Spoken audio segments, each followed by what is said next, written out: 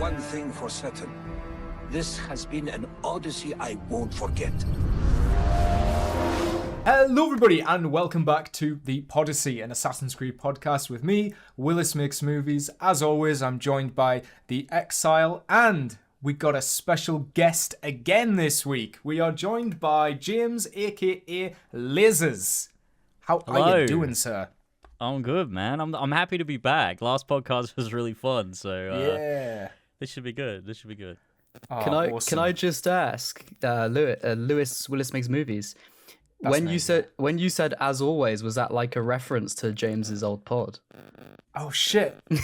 Oh, I'm that's gonna say I thought yes. you did it on purpose. I looked No, at I'm the gonna camera say when yes. you did it. I was like, did I just "Ooh." ruin it? I mean, yeah, totally. That's what I meant to say. Yeah. Oh, that's funny. But Hey. Well, carry on the intro, Amazing. mate. I'm excited to know what we're talking about today. I mean, we've got to talk about Assassin's Creed because it's an Assassin's Creed podcast.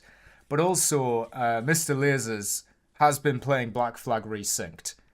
And I am so eager to find out your thoughts on this because you've been live streaming the whole thing. So there are there's hours of documented evidence. And I've purposefully stayed away from watching any of it because I want to hear it from you directly and get sort of like the general gist of things, and then we'll go into specifics, I think. Yeah, I mean, right. I don't know if do we want to just jump straight into this? That's what the people are going to want. That is Yeah, true. let's So, just I mean, let's just fucking go for it. Yeah, I mean, James, this just is hit interesting us. because this is the first time I think I've spoken about it at length in like a collective way, like a collected way.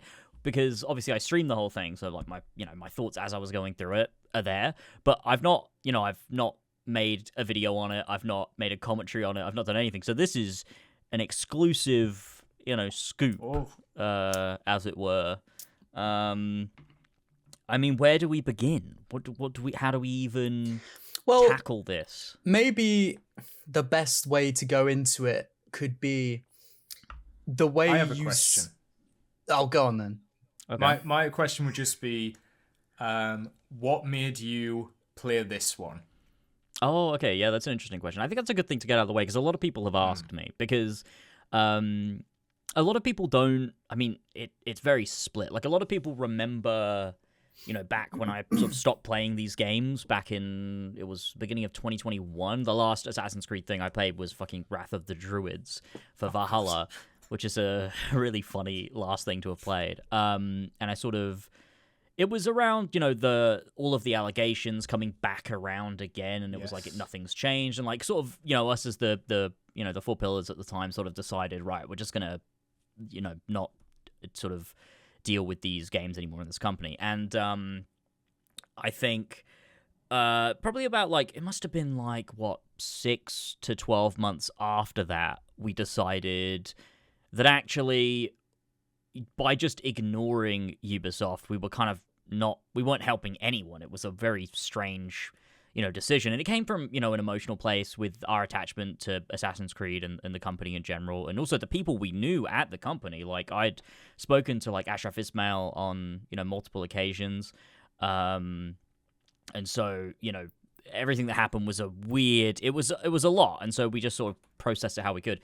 And we decided sort of, actually, not talking about it is not helpful, and that was like end of 2021, and we decided that we would still make content for it and talk about the old games and things like that, but we all sort of agreed that as well as the situation with the allegations, on top of that, just the fact that we weren't, like, the games were not for us, we didn't enjoy them, and also a lot of the business practices that Ubisoft were employing, like the microtransactions, the very sort of live service-esque model, and, just things they were doing didn't really appeal to us, and we sort of, everything coincided, just kind of be like, well, we're just not going to play these games anymore. There's no reason to. And then we finished up, Four Pillars, because Tyler was doing his own thing, and we were kind of growing in separate directions, still good friends, but like we were still we decided to wrap that up at the end of 2022, and after that I didn't play Mirage, I didn't play Shadows,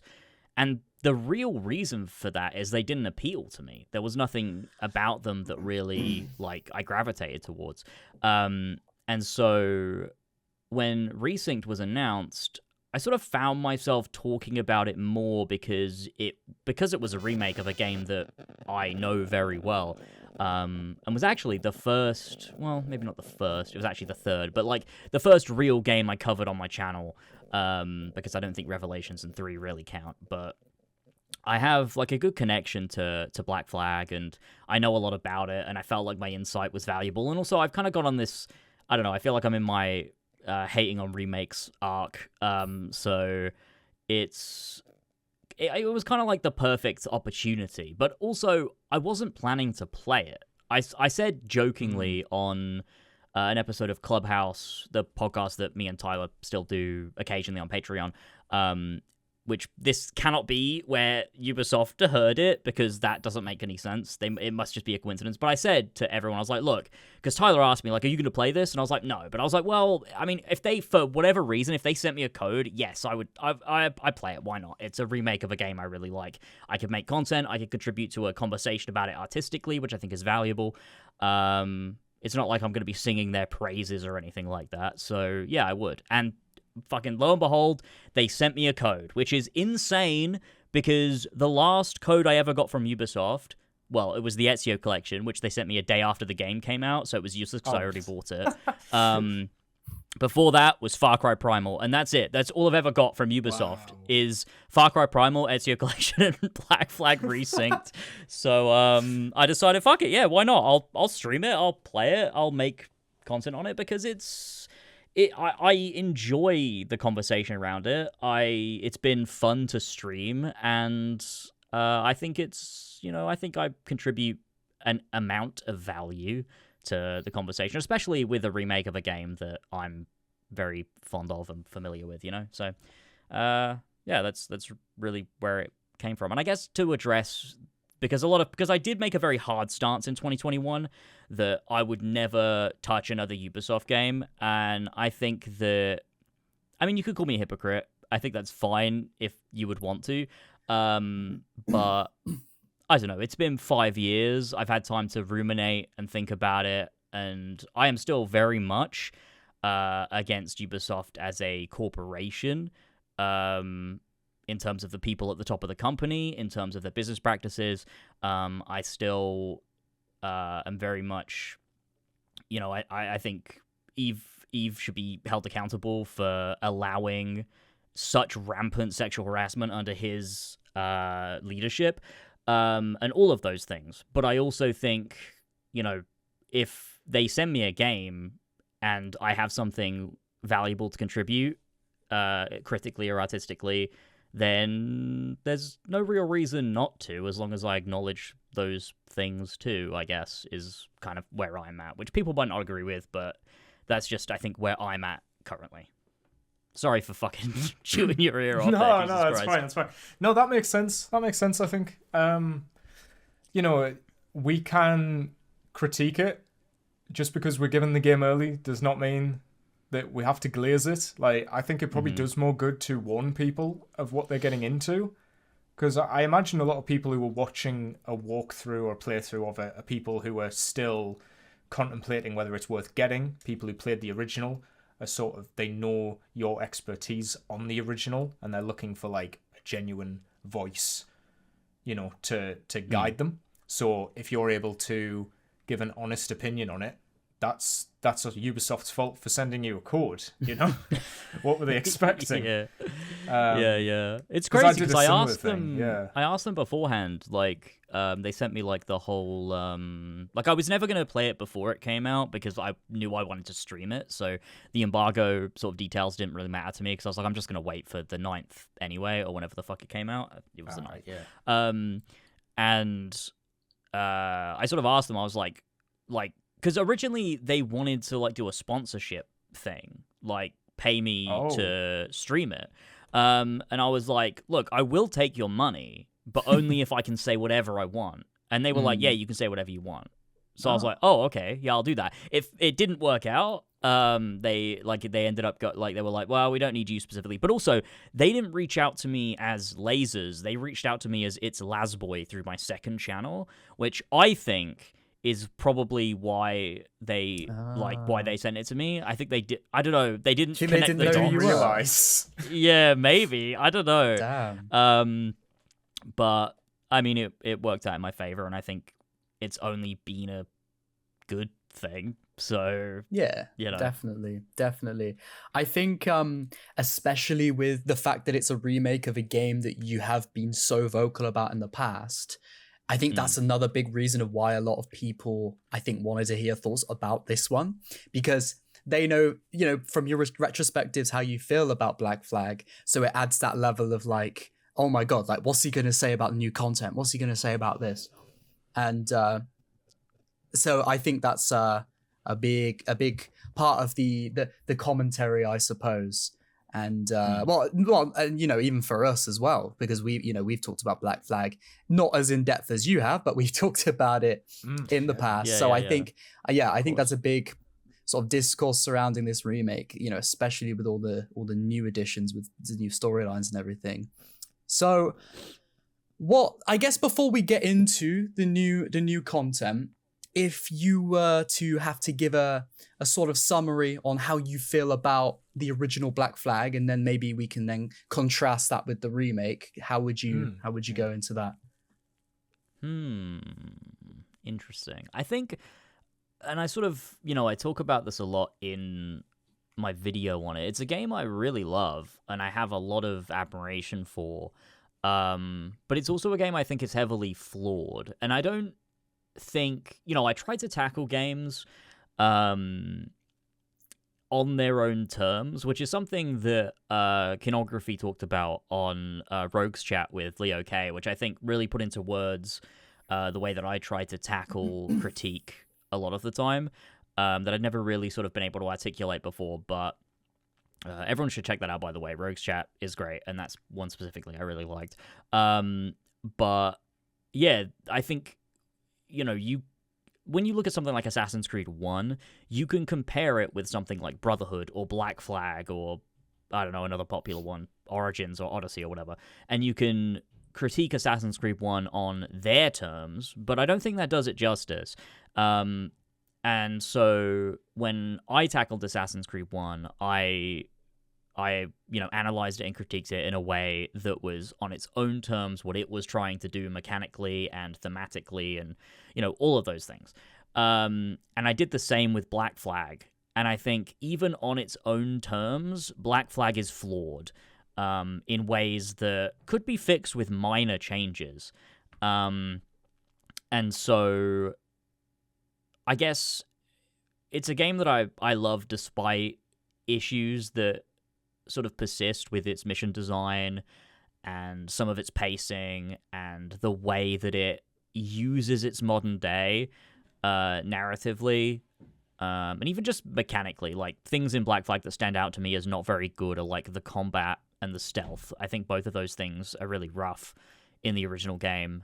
But it's a game that, because of its strong narrative and how it uses its world and characters and uses the open world of the Caribbean, I think has a really strong staying power as an Assassin's Creed story, despite those things, which I think is special, and I think people don't really understand quite why it's so good, even though people generally do love it, And so so that's how you feel about the OG. How do you feel about Resynced? I guess my overall thoughts is that it's like, in individual ways it does things better, but as an overall it's just a worse version of Black Flag. If I was going to choose to play either, it would be the original for sure. Yeah. Which I don't know, to me it kind of makes a remake a failure if it offers a few things that I think are better, but like overall it's just a worse version of the game. and I find that difficult to like reconcile with, I guess. Yeah, no, I get you. I mean, to be honest, you know, that's the inherent issue with remakes as a whole, isn't it? It's somebody else taking what was another person's feelings, emotions, artistic intent, and it's then projecting this new person's feelings and emotions, artistic intent onto the old thing. And so you're never really, in my opinion, going to capture any sort of essence of the original. You might come close, you might do something a little bit different that can be cool, but I just don't think remakes as a whole can ever really capture that, in my opinion. Obviously it's a bit more less black and white than that, but so yeah, I think from my opinion at least, I'm kind of, obviously we'll get into it, but kind of in the same sort of boat with Resyncs. Like I personally really like it because I really like Black Flag, and it's Black Flag. So it's like, okay, I'm going to have a good time playing it at the very least.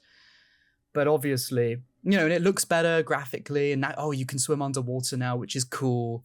But at the end of the day, you do, I think, lose that artistic intent, especially with the new the new quest lines. That's especially that. I want to like. Yeah, go on. I just wanted to like just to piggyback off what you were saying. Like there are, and I think I kind of assume it goes without saying, but I think it helps to reiterate it sometimes. Is there are like two ways to assess video games in general. I mean, any art, but I think Black Flag as a game, and I've written the beginnings of like my script for this video on the game, and one of the things I touch upon that I think is important to consider is that games can be fun and enjoyable while also being artistically bad. And so, like, this game, when I say it's a worse version of Black Flag, it's not to say that you will have less fun than you did playing the original. You might have more fun. I think I probably had more fun. But I also think when assessing games, if we are to agree that games are art, you can't just assess them based on fun, because I think that downplays what art is and sort of what it carries, the weight that it carries as the specific medium that it is. And I just think that despite the fact that there's a lot of aspects that are more fun, it just is less of what Black Flag is at its core. And so it's like both things. It's like, I can admit that, playing it is fun. I'm having fun with it. But it's just less good. I don't know how to explain that. I guess it's like, maybe it is, maybe it isn't, but I suppose it's kind of like, you look at the Mona Lisa, for example, we all know how famous that is and the reasons it is. If someone was to then, who is a good, fairly competent artist, was then to repaint that and do what they considered making it better or something, and you could look at that and still appreciate it for what it is, and maybe, I don't know, it's got some part of that the new painting that sparks a little bit more, playfulness in it, and you're like, oh, mate, no, I like this painting more than the original. That's, like you said, that's fair enough, but, that the original Mona Lisa is still there, and it's still worth critiquing and delving into why that original one that was painted in the way it is artistically superior to the remake, I suppose. I don't really know. Yeah, but that's definitely true. And I think that the thing with video games that I think people maybe don't think about as much, because it is like really exclusive to video games. It's the only art medium where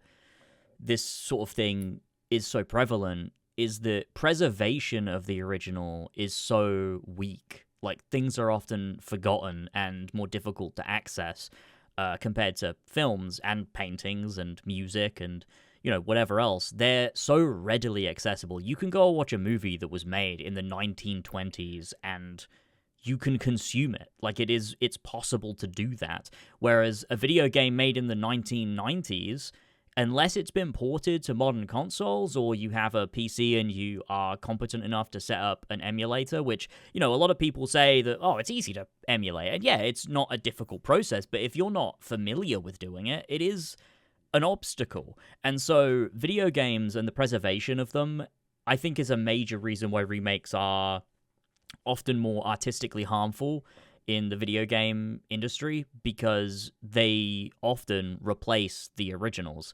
Like, I was watching White Light's video on remasters, which I thought was really good, and he talks about how the Return to Arkham remasters of Asylum and City aren't, like, hugely different, but they're different enough that they're worse, but they've also supplanted the originals in a way that, in 15 years... people talking about these, are they even going to, is there going to be a distinction made, or are criticisms of the remaster going to be the most prevalent criticisms of the games because the originals have been forgotten largely, which I think is a huge shame. And they're coincidentally, there's an article that was written. I'll try and remember to link it to you if you want to throw it in the description or whatever, so people can read it. That Darby McDevitt wrote about 10 or so years ago.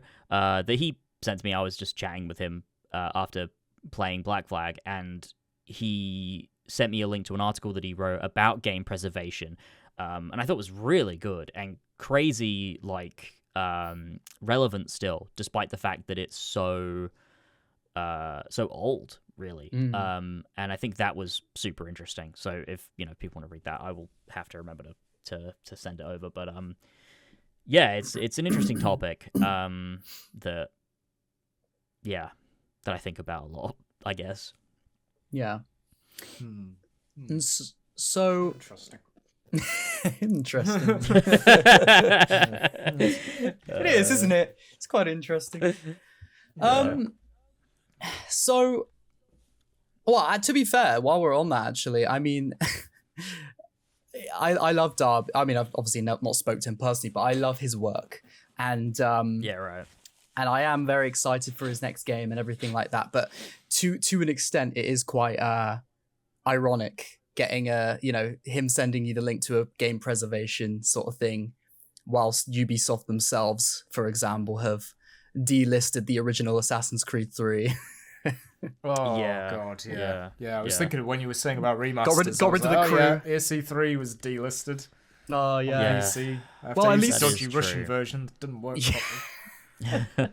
Well, we're lucky that the original Black Flag is still around, at least, Yes, Like- and they made Freedom Cry standalone, so even if it did replace it, Freedom Cry would still exist. Yeah. Because, yeah. you know, because they they're not chose remaking Oh. that. Yeah. No. So why do you think, James, that they did not include Freedom Cry, if you had to guess? Effort, money, I guess. I feel like it's got to be those things, right? Because also this wasn't made by the main team, right? It was Yeah. helmed by Yeah, it was Singapore Singapore, was yeah, and so I think that they probably had a limited budget, because as much as this also is touted as a from the ground up remake, it reuses a lot of things here and there, especially animations, which is a whole thing. They don't really translate very well into the game, but it's maybe we'll touch upon that. But yeah, I guess that's probably why. And they thought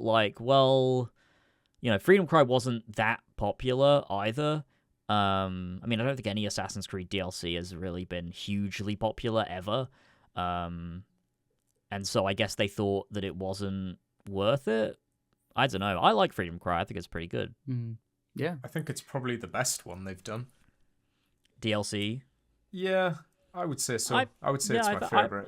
I might agree. I think I reckon my top. I mean, I haven't played a lot of them in a while, but I reckon Freedom Cry. I really love Da Vinci Disappearance and Dead Kings. I think Dead Kings is strong, but I also think that's because Unity was so weak narratively that I think it stands out as this is actually quite solid. At least I don't know. I haven't played it since it came out, so I could be wrong. Actually, over 10 years ago. I think the Jack the Ripper one was quite good as well. But oh god, I hate that so much. Really? Yeah, man. That's such a dumb. Jack the Ripper is an ex-assassin and he's wearing a bag on his head. What a fucking stupid fucking DLC. I mean, that part's not great. I mean, like, I felt tonally it was the only time it felt like Victorian London. I agree with that. I like the main game to be like. So I like it's kind the of tone. nice to just be in that world of it. But I like seeing Jacob be a bit more serious too. I enjoyed that aspect of good little scene. Yeah. And there's that one assassination in that like snowy manor place with Evie. That's cool. I like that a lot, actually. Or Dishonored, actually. Reminded me a lot of Dishonored. That's some but good stuff. I mean, Freedom Cry could have very easily been added. But yeah, I was listening to an interview before the game came out where the game director of this remake was saying that as they were working on it, they were getting in touch with like the Shadows team, and like they're all friends, like him and Simon, and he was trying to like take as many assets from Shadows as he could and trying to see what they could like basically cheap out on, like what extra resources they could save, and try and get some of the new stuff that Shadows was adding to parkour and stuff like that, and just try and see what they could take. So yeah, that does kind of lend credence to like they were trying to maybe not rush it together, but they were definitely limited on that makes sense. What the scope of the project could be. Yeah, for sure. I don't know if that excuses some of the lesser high production value stuff in it, but it's interesting because a lot of people will say like, oh, they only had this budget or they were restricted, and like I think often like a critique of a thing is not a critique of the team or their situation, right? So like, and I think a lot of people mistake that sometimes. Like I get a lot of people that are like, oh, you're complaining about this thing, but like, oh, here's the context behind the development. I'm like, I understand that and I sympathize with that. And those things are issues inherent to game development and whatever, but it doesn't change the fact that the finished product has issues. And that's the thing that the critique is aimed at. Not the developers, and really it's that Ubisoft should be allocating more time and resources to these things so that those things don't exist. Not, the devs should have worked harder, because that doesn't make any sense. Yeah. Should we get into the some of the new quests? Oh man, we sure can. Yeah, I guess we have to. All right. Well, I'd say what should we do for it? Should we sort of? Can we like? What do you think's the best one? What's the worst one? Work our way down from there. Yeah, we go down. Which one? Which one's the shortest? Which is the least shit, and which is the worst? The shortest is probably Blackbeard's farming kit. That's probably the best then. Yeah. The best. Let's just go to a cave and find some tools. Yeah, that one's more tolerable because it doesn't last that long, I guess. Oh, fucking hell. I guess, oh, fuck. I don't know. Are you trying to pick one you liked? They're all bad in different ways, man. They all offended me. Which are the least offensive and which are the worst offensive, I guess? I guess least is... Is it actually easier to start with the worst? Yes, actually, it probably is easier to start with the worst. The worst is definitely the Maynard quest, where you go and you kill Blackbeard's killer. Epilogue. That is easily the worst. That was so, like, I was just talking about how we shouldn't blame the devs, but also whoever wrote that needs to be held responsible, because I don't think they played Black Flag once. I just don't understand how you play Black Flag, and from that you get, oh, this is a thing that I should write. Yep. I do not understand how that quest was even birthed.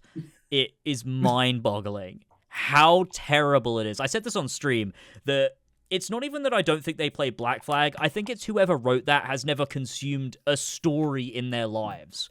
They've never read a book. How do you even write that shit, man? It was so atrocious.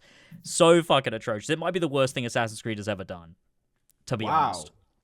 It's possible. And I think that partly comes from the fact that it's a remake, and so it actively harms Black Flag, but also it just was so terrible. what I Yeah, I found. actually think it would hit worse if it was like I don't know, like if they said, "Oh, we're adding a new DLC to Black Flag," and it was that. I feel like that wouldn't be as bad, but because that would be something you're playing after the fact. Something you have to this pay is for. actually like Yeah, the second yeah. you finish the game, it's the next thing to do. So you kind of like you feel obligated to play it, whereas at least with the other stuff, it's optional, and it's like Yeah. you can choose to ignore it. Aside from a couple of scenes that are sprinkled throughout the story, that main odd quest is awful. It's really so, bad. It's basically so retelling the Edward's journey Yeah. within like 8 missions, but And it's without- also so bad. It's so bad. cringe. It's so weird. Like he goes like it's so stupid. And it's also crazy where it's placed too, because it's placed Oh. after he's After his already kind of daughter. had this Yep. this moment. Like he's already had this story. So it's like weird that he's then like, oh, Yep. I'm gonna go relentlessly after Maynard. But also, it's not even like a revenge thing. It's a gold thing. Yeah, he just never wants the actually money. mentions Blackbeard throughout that entire. I think maybe there's one mention. He, of, he like, turns how up as a killed his ghost at the friend. end. Yeah, but He it's not does like do that, Maynard yeah. is using that as motivation. I think Nah. Edward just wants his gold the He whole does. time. And he it's crazy. abandons his friends to do it. Do you know this guy who's been trapped in a box?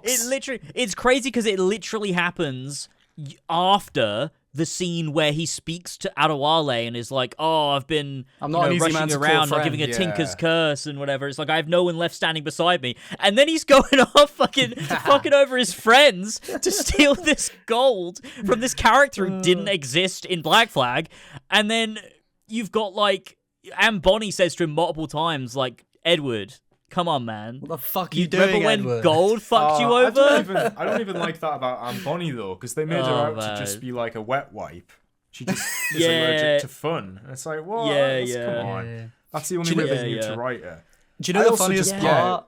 The Yeah. funniest part as well is that they did all that with the epilogue, but then all the content where he is supposed to be kind of like that, he is the nicest guy. He does all the Oh, right things. dude. Oh, they don't know. It's so, dude, I'm gonna fucking crash out. It's so annoying. Why the fuck is Edward renovating this house with this little old man who also is an assassin, which is fucking stupid Oh, anyway. So my. the assassin hideout was taken over by Ducasse, which was then taken over by Edward, who happens to become an assassin also. It's fucking stupid. But also, like, why, like, he got, like, why is Edward going into his study and every time you enter, he has to make a comment about your fucking cat or your monkey He's that's like, on the table? "Oh, what He's are like, you "Oh, doing talking there?" about? This fucking guy's skulking about. Yeah. What are you fucking I talking swear about? I'd spent the whole game not knowing who he was talking to. Is he talking to a cat? He's talking to the pet. The pet, your What? pet I didn't even that know there was a shows pet up. in the room. Yeah, he shows I up. thought he was just talking about No, himself or yeah, something. he goes like, "How did you get there?" Didn't he? Yeah. Oh, It what? took me Is a it- few times And it- before I realized what it was referencing, and Is even there but when I realized, I He was does say it like, every time. yeah, I was like, it's gotta be the pet. He's gotta be talking about you like, know, the cat or the monkey or whatever. At first, I thought he was talking about the golds that you collect, like, because you go to collect your passive income, and he goes, "How did you get there?" And I'm thinking, "You fucking idiot! You just invested. That's your money." Like, like obviously that's how it got there. Like, Oh my god, dude! He is so like unnecessarily jovial and kind, and I think Yeah, it is yeah. such a passive. misread of Edward as a character. He is painfully like arrogant and self-serving and unkind. Like it's so weird because they made this game too. So like you've got Yeah. the beginning where Duncan Walpole is saying to him, like, "Oh, I'll give you this amount of money if you get me to Havana." And Edward's like, "Oh, do you have that money on you now?" And it's like he's just gonna kill him and take the money. And I feel like that's so overlooked. Like, that's the kind of man he is at this point in his life. He's really fucking callous and cruel and selfish. And that's the thing that drives a wedge between him and all of his friends, including Adewale. And so it's so weird that in every other quest, he's just a really nice, helpful guy. Yeah, Lucy Lucy offers her grandfather's guns. He's like, I can't take these. No. Yeah, that is bullshit. Yeah, what are we There's doing? No Like, way he would have left them. he doesn't know who she is really either. Like, realistic. Also, she's the daughter of a plantation owner. Yeah. There's no reason why he wouldn't kill her and take the guns. There's no reason. Well, he wouldn't That's even the try to kind of hire guy her in the he first is. place. Like, he wouldn't even have he freed her. wouldn't. Like, I mean, the same with Padre. He meets Padre and he's like, go tell everybody that dinner's ready. And Ed was like, yeah, all right. No, he wouldn't. Yeah, it's he like, wouldn't what? go around the No. village. Weird, Like, yeah. It's ridiculous. Like, the only reason he teamed up with Adewale is because they were in the same position. They helped each other out, and Adewale, like, proved to him, and Edward proved to Adewale that, like, oh, we work well together. We have strength. Like, yeah, fuck it. We've got there's camaraderie built through this shared experience, which, yeah, it might just be, you know, taking a shit, but it's like they needed each other in that moment, and you know, there was a proof there. It made sense that they would work together, but also it was self-serving too. Like, he needed Adewale because he was also very good at, like, he had sort of had a way with the crew, and that made sense for him to be his quartermaster, and so they work together, but only up until a point. Like, you do some of these side quests, like where you're helping Lucy Baldwin, and you've got this like, Edward seems to not really be there's like no real comments made about the fact that she is the daughter of a plantation owner, and the like fortune that she is seeking is made off the back of slavery. And then the like one of the very next quests is you're going after Lawrence Prince, and Adewale has that confrontation with Edward where he's like, what are we doing? Like, you can't. Why are we trying to, you know, kind of compromise with this slaver? And Edward's like, oh, it doesn't matter, you know, we'll all be rich soon, like, get off your high horse or whatever. And it's like, what? Like, he just flips back and forth between a complex, well-written character and a fucking idiot. And it's so annoying. It's actually one of the things I hate the most about the game, is that you'll go from a scene that's really good to Edward just, like, quipping in the open world and commenting on every single thing you see. Class. Oh my god, dude. What the fuck would they think? Kills a turtle. He's like, that was class. I honestly, that must have been a bug, right? Like, surely they didn't intend for him to quip every time he kills an animal. I don't know. Surely. They did. I think they thought it's padding. Well, not padding. Sorry, that is what it is.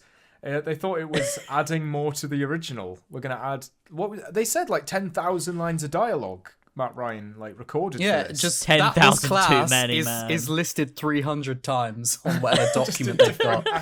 Yeah, It's so bad, man. And also on top of that, like, Matt Ryan, respect to him, but holy shit, man. I'm gonna blame it on whoever directed him. Yeah, I don't think because it's I don't him. want to blame him. Yeah. But He like, sounds- who the fuck was directing him? Because That's the he doesn't. thing. He sounds like, what is going on? He sounds like he doesn't know how to read the line. yeah, Which I think yeah. is definitely because he has been told to say it in, like, a neutral way. Yeah. Or just And a it's fucking boring way.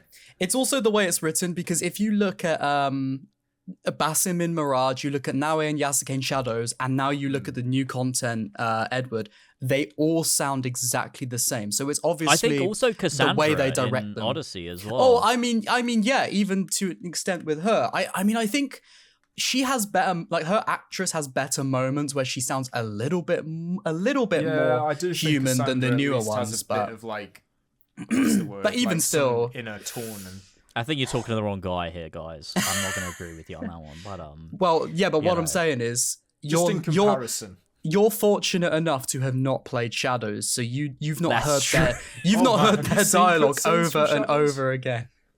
Have you seen Right, enough of right. Shadows now to know no. how the? I Oh, said this man. on stream, but the Watch a only cutscene. stuff I really know of Shadows is what you guys told me the last time I was on the show. Just watch any cutscene, literally any cutscene.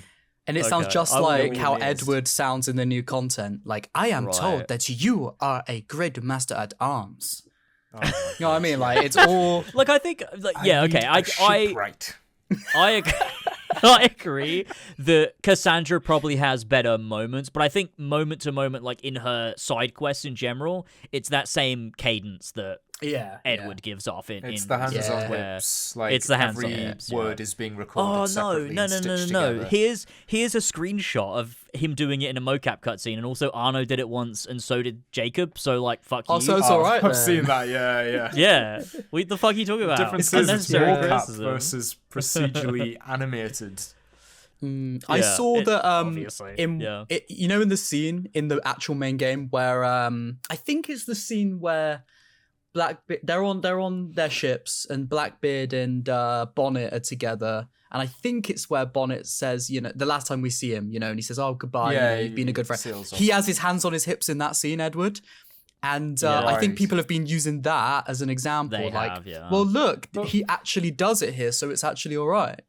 That's Yeah, not the people- problem, it's- though. People aren't did it once. critiquing the body language. They're critiquing know, the fact that yeah. it's the same animation that's Yeah. been used since, like, Yeah. Origins or Odyssey? It must be Odyssey. I think It's Origins Odyssey, was yeah, more yeah. capped. Yeah. And the thing is, Yeah. in that moment in Black Flag, it was a proud. You know, Edward was feeling proud in that moment, and so probably naturally, Yes. as Matt Ryan was acting, he probably just did put his hands on his hips. That's probably all it was. Yeah, I think that's the thing, right? Is people often mistake the origin point of criticism, and it's not that hands on hips is objectively bad all the time. Yeah. It's that's not what anyone's critiquing. It's the reuse of animation and the fact that the fact that Cassandra and I guess Basim Naue, you know, do the same animation, and so does Eivor, and Edward now do it. It detracts from not just Edward's character, but all of their characters, because they're all doing the same animations as each other. And I mean, Hundreds that's of harmful years to apart. characterization. Yeah, hundreds of years Yeah. apart, yeah. It's like when Cassandra did the leap of faith in Legacy of the First Blade. Oh Fucking man! love it. Oh, God. And yeah, then that happened. and then she had a baby, even though Oh, she did have a a lot of baby. people Yeah. role played Elpidios. her Is that as his a- name? something like that. Oh man, let's Yeah, probably not probably get is. into that. That's going to I be too remember long of a watching a tangent. video on that when I was like 16, and I think that's the reason my I didn't get God. Odyssey. Oh, that's great. Have you played it Genuinely since? remember. I did play it during lockdown. It was a dark time. Yeah, that's really. I think that could have. I think that could have pushed me over the edge. Actually, I think if in lockdown I'd have played Odyssey. I think You yeah, couldn't that go would've- that's outside. You scary. just had to play Odyssey. Yeah, but like at least when I played Odyssey, I could go outdoors and speak to people. Oh my Scream God, into if I couldn't. the garden when you need to. Holy scream shit! out the that window. sounds painfully Oh, mate. miserable. Like oh yeah. It yeah. was. It was. I'm sure it was. I But believe I you. did buy the Ultimate Edition, so I had the extra 50 hours of DLC to tide me over. You got some And fucking the issues, XP man. boost. I needed the Have you XP thought boost about no matter speaking what. to a therapist? That's what the Sounds like Podyssey you got is, some mate. problems. It was morbid curiosity, and I just got. And I don't know how I've played Valhalla, Yeah. but I did play Valhalla as well. About Valhalla's better. 4 years. Yeah, after it's it not as came bad out. as Odyssey though, is it? Listen. Oh, in some ways, it's. I like worse. Valhalla generally. I like it as well. Well, I mean, like it more than I don't. I think I like it's the best I- RPG game. I like in my some opinion. scenes in it. The problem is there's like 40 hours of Yeah. scenes I don't like in it, and I'm Yeah. just mashing the skip button. Yeah. So I genuinely couldn't I- tell yeah. you what half of the characters were even called because I was Yeah. just so bored after like the first 10 hours. Yeah, neither could I tell you. To be Yeah. honest, That's I was the gonna, I was gonna drop like an obscure NPC name, but I actually realized I don't remember any, so I couldn't even do the joke. I don't know, man. Oh man, that was the issue with Valhalla for me. I love all the good stuff that it does, but I am not willing to sit through all the shit to get to that, you know? Yeah. Yeah, Not and I anymore. think I that's did it the once. thing. Like Valhalla is conceptually, I really like what it's doing with its slow burn story. It's just a shame that so much of it isn't. It's just not very good. That's the problem. It's just that so many of the arcs are like. But I the don't same thing enjoy repeated. it. It's not fun. It's not interesting. It adds nothing to Eivor as a character. It's like I get what you're doing in concept on paper, but in practice, it's just it's just too much. And I think that it comes from the fact that most of it was written by these people Ubisoft keep hiring off the street. I really want to that have know never read a what it book. is. I really want to know like who these writers are because they don't disclose. Like I tried to look into it for Resynced's new quest, like who wrote these, and it does not specify. It just says, oh well, actually, Darby wrote Because 3 new it's seasons. I'm not asking ChatGPT. that. Well, do you know what I think it's it is? written like an AI's interpretation of who Edward is. My speculation is that they're just outsourcing to some sort of cheap writing company that don't know enough about the games. They just have generic sort of stories that they can then apply to said game. I would buy that. It makes sense. It's got to be something like that, yeah. I just don't understand, because even like a young, inexperienced writer getting hired by a company like Ubisoft to write for Assassin's Creed, I feel like these stories strike me as there's a lack of care, and I just don't know anyone that got into the writing profession that would not care. It doesn't make sense to me. Even the most I inexperienced. wouldn't say they even push the boat. They're not even trying to do anything like crazy or with like Unity. I'm like, okay, I can see they made a lot of mistakes, but I can see that like a human made this and tried. With the new stuff, it feels like, okay, yeah, you know how the 3-act structure of a story works. Like, and that's about it, yeah. You've played you've literally just filled in blanks in a template and called it a day. Like, I don't see the passion or even like what the initial idea was. It just sounds like, hey, we need like an extra 3 hours of like missions. Could you like come up with something and, you know, fill in the blanks? And I wouldn't even be surprised if they've got, and again, I'm not, for anyone watching, this is purely my like theory, my speculation, but I can just imagine there's some sort of company out there that does this sort of thing. They say, you know, if you need stories written for side quests or small things, you know, you come to us, you tell us what the character is, what the game is, and then we'll just, you know, they'll use some sort of built into their company LLM that they've got. They'll say, this is the character. They feed it into an AI and it churns out loads of dialogue, which then they then go and tweak and fit into the game. I wouldn't be surprised if it's like that, because it really does sound like that, doesn't it? Like the way they speak with the dialogue. It does, yeah, for sure. Well, and I think also like it's not even more capped. That tells true. me So like it doesn't. They don't have time to do it properly. You know, I just finished playing the first Red Dead Redemption yesterday, and I fucking loved the whole thing. But like, great game. That is 2010, and every single cutscene is more capped, and it's like I can see how John Marston like moves. He has a walk about him. He has a like even just his what's the word? His body language. Like I can see, even though it's like 2010 graphics, I'm like that is the character. I know how the character looks and speaks, and he's written like a human being. And then I go and play this game from 2026, and it's like, okay, fine, whatever. You know, I'll it's weird unlike too, the original, I will forget about this after like a month. Yeah, like it's so bizarre. Like I did a stream where I think it must have been like 2-3 hours of the new content, and then I went from that into an original Black Flag scene, and I was like, oh my god, like Black Flag was really good. Like what the fuck happened? It's crazy how bad the new stuff is. Like genuinely so bad. And like I've had a couple people like comment on my VODs. Like most people are in support of me, which is strange because normally they're actually not. And I had like a few people that were just kind of like, oh no, I really like the new stuff because it adds depth here and there.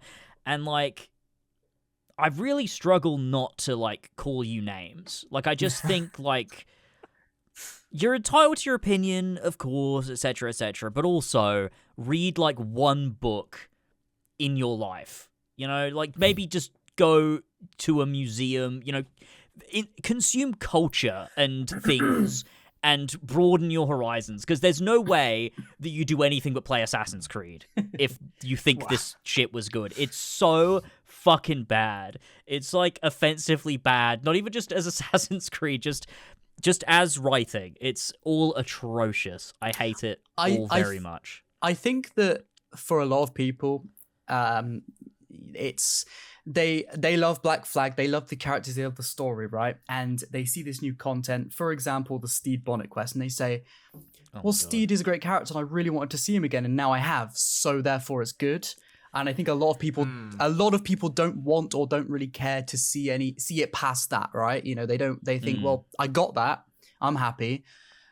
But then you have on the other side of people that like that just look at it on a more a deeper lens, I suppose. And Yeah. we want to like this type of stuff, but we just can't, unfortunately, because it is as we see it, shit. Yeah, it's I guess it's something that I've talked about as well while playing and sort of making stuff for the Final Fantasy VII remakes. Is I think a lot of people, they just want to see characters again. They want to see the things they love again. And it doesn't go past that for them. Yeah. Like, they don't think about whether this is thematically correct for the character to be doing these things or saying these things or going in a particular direction. They don't really think about it in that way. It's just like, oh, it's character I like, and I see them do thing, and that's good. And it's like, I mean, if you like that, it is fine. You can like that. But I think it's just the age we're in where everyone gets an opinion now, is that sometimes the conversation is diluted by ultimately people that don't actually care. They just kind of, have these very lukewarm, basic opinions, and it does just dilute the pot a little bit, I think. I think that's true, but I think also that on the flip side, it also kind of makes genuine analysis of the same sort of thing even more valuable, because you do see so much surface level stuff. You see Twitter accounts that are made literally just to give a take on every single thing that's trending for engagement. You see all that stuff. So then I think, again, as I said, it's more enriching when you do come across a video that looks at things on a deeper level and actually has a reason to talk about it that isn't just engagement or views. You know what I mean? Yeah, I agree. Not to say that's okay and people should keep just saying random shit, but you know what I mean? Yeah, for sure. Yeah. Can I quickly ask then, because I feel like we're going to spark a nice little discussion here. Mm-hmm. Do you think the Steed Bonnet quest is all right? Because a lot of people in the AC community that do look at things and analyze it like we do, a lot of people think that it's pretty good. Now, Lewis, if I'm wrong here, I was going to say I'm probably one of them, to be honest. Yes, I thought you were. Best of a bad bunch. I didn't want to put words in your mouth, yeah. but I thought that you were, but I didn't want to assume. Well, I did a video trying to be positive because it was sponsored, and I tried to talk about like some of the positive things that are in Resynced, and I was like, the Steed Bonnet quest line is good up to a point. Like, I think the concept is cool. Edward gets a letter from Steed. He thinks he's going to go and see him again. Surprise, he's not there, and he's about to die. Like, okay, that's fair. You could do that. The problem is, I think they just overstepped way too much. Like, the stuff with his crew and the mutiny and trying to make out like Steed was a good captain. I guess that's some kind of development for him. Okay, fine. It's when Edward goes back into that cabin and starts reading the letter, and he's like, "Oh, he got his sugar after all." Okay, I'm gonna shoot myself with a rifle. It sounds like someone who has dagger's been there as well, told isn't it? what Steed Bonnet means to the story of Black Flag, and has then gone, "Oh shit, okay, let's pay off things that weren't important. Let's make him really." And it seems like it's there to be clipped so that streamers can cry while watching it. I love when streamers cry. It's how I think you did to Skull and Bones, didn't you? Oh shit! Hell, did you play Skull and Bones? Yeah, I was put on blast by Donkey that one time. That was really deeply embarrassing. I don't know if you guys saw that. I haven't seen that. I saw that. Oh, should we react to it right now? We could do. No, we won't do that to you. We won't do that. It was in Donkey's video on Skull and Bones. He opens with literally my reaction to the reveal trailer, where I fucking cried. This was was in 2018. Yeah. Because I it was so stupid. I wanted because I love Black Flag, and I was like, man, I just, for years, I'd wanted Ubisoft to make another game in that vein, where it's like, just make another open world pirate game. And when it happened, and it got revealed, I was like, holy shit. Obviously, Skull and Bones didn't turn out to be that, and also, even if it had turned out to be that, insane fucking reaction. But at the time, I don't know. And the fact that now everyone has seen that, millions of people have seen that in a video game donkey video is deeply embarrassing. But well, we all live and we learn, don't we? You know. we sure do. It would be more sad now if you were still crying over in happiness about it. You know. I Like, go to that sleep would at night, I'm be- like, "Man, That I would just love be Skull worse. and Bones. Yeah. I'm just watching It's so the clip now. good. God What a bless. good video game. Oh shit. man. Oh, I forgot where we were now. Oh, Steve Bonnet, That right? in the first 20 seconds. Yeah. Tell you what, actually, can I go grab another beer? Yeah, And I'm gonna go then- to the toilet as well. Absolutely. Okay, cool. Okay. And then we'll get into Steve Bonnet. All right, sweet. See you in a sec. I don't want to get into Steve Bonnet. Not in that way. See you in a minute. It's a toilet break. Don't even think about it. Hello. Can I get an orange squash or a Coke Zero? Oh. Oh man. Someone tell me. I'm torn. Maybe I've got a Coke Zero can next to me, so maybe that's an omen. Oh, okay. I thought you were trying to say. I can have that. I've just got my flavored water thing still, but this time I've got wild berry. Oh, that's good. Mate, he's got Yeah. this special drink that like tricks your brain into thinking the water is juice. Oh, is it like with the thing with the scent in it? Yeah. It's called an air up, and I've got like a little pod that's right next to where your nose is, and you just That's sick. you just Does it suck work? out. Yeah, it's not strong, but like it doesn't taste like water. That's pretty good. It's pretty yeah. Test last episode, I think it was. I said, "Oh, hold your breath and have a drink," and you were like, "Yeah, that's water." Oh yeah, I did. Yeah. I like Oh, pinched shit. my nose, and That's it so did taste like cool. water again. But I mean, it's pretty good good. to. Sometimes I just no, I don't think so. I think the pods are more expensive than the drink, the bottle. Hang on, yeah. Let me just. Yeah, I was gonna say the drink. That's just fucking water. You've literally gaslit yourself. You don't even remember. I just thought it's water bill. Oh shit! Wait, I've just took the lid off, and there's actually berry juice in there. Never mind. Guess it doesn't work. fraud. You're not meant to do that. You liar. Hang on, I'm on their Unless website it's now, I'm magic trying and to it turns figure it out. into juice. That would be sick. I'll Oh buy my that. God. Oh, they have like different types of bottles as well. They're not just the one I've got. Oh, it's like 30 quid for the starter kit. You get 3 pods with it. Oh man, Well. That's not bad actually. they should sponsor you. That's Hey, what I'm if saying. they can. What do you mean if they can? They definitely can. Imagine if they couldn't. Oh my gosh. Maybe I'm blacklisted because I said it had juice in it. Yeah, maybe. It's like freaking 30 quid just for one. Oh, that's cool. They got like a little one you can take on the go with you. It's got Mate, is this not strap a on it, secret right? sponsor, is it?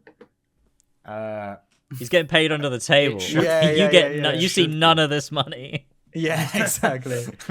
Yeah, It says actually, in can the we just cut brief, this do part out not and then I'll- tell Harrison. I'm just recording it now for when I get it.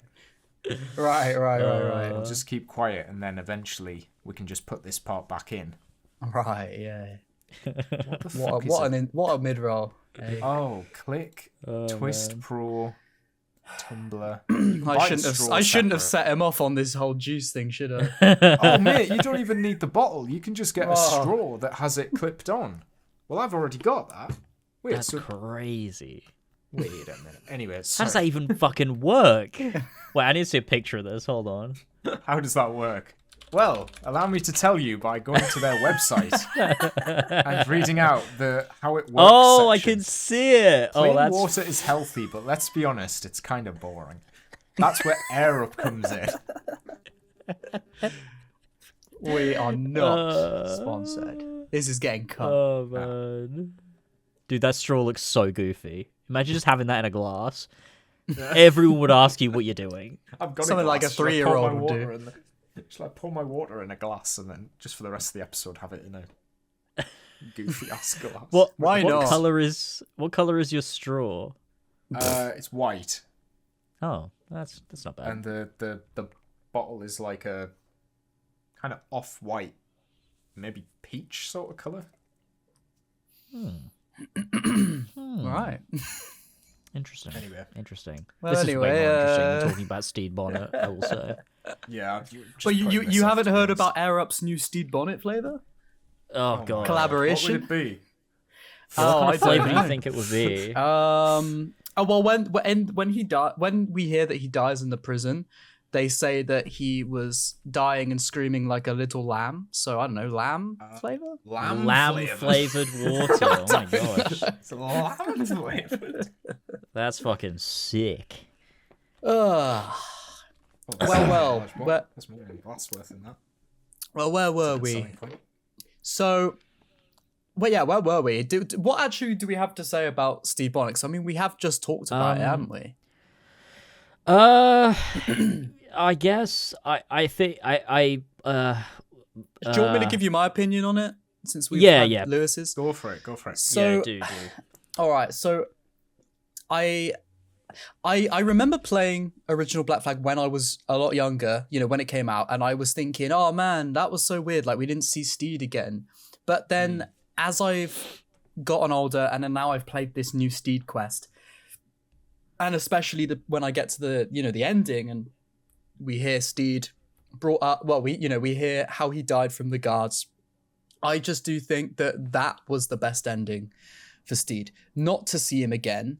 Next thing you know about Steed is you're overhearing how Edward's basically sent him down a path that's ended up in his death. And I think that leads into the themes.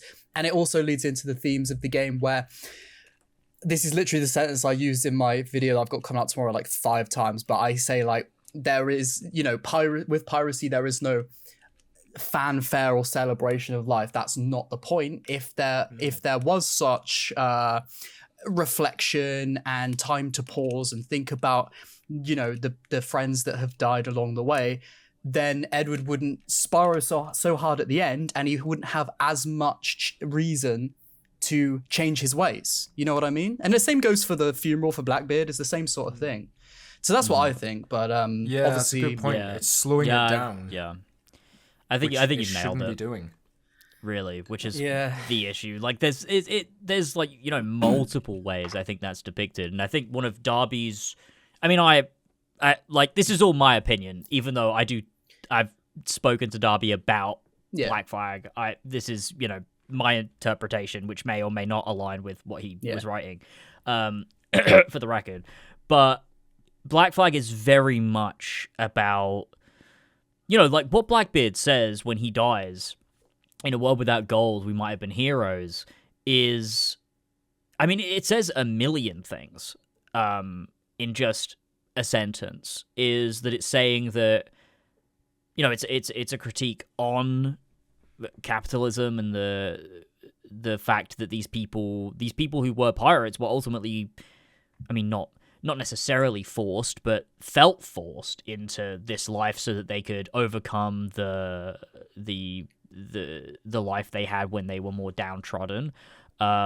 It's talking about the fact that clearly they have a drive and a determination that is directed at self-serving endeavors, because that's the only way you can be, unless you have a certain amount of integrity that is difficult to have in a world where when you have integrity you end up poor, unless you were born into wealth.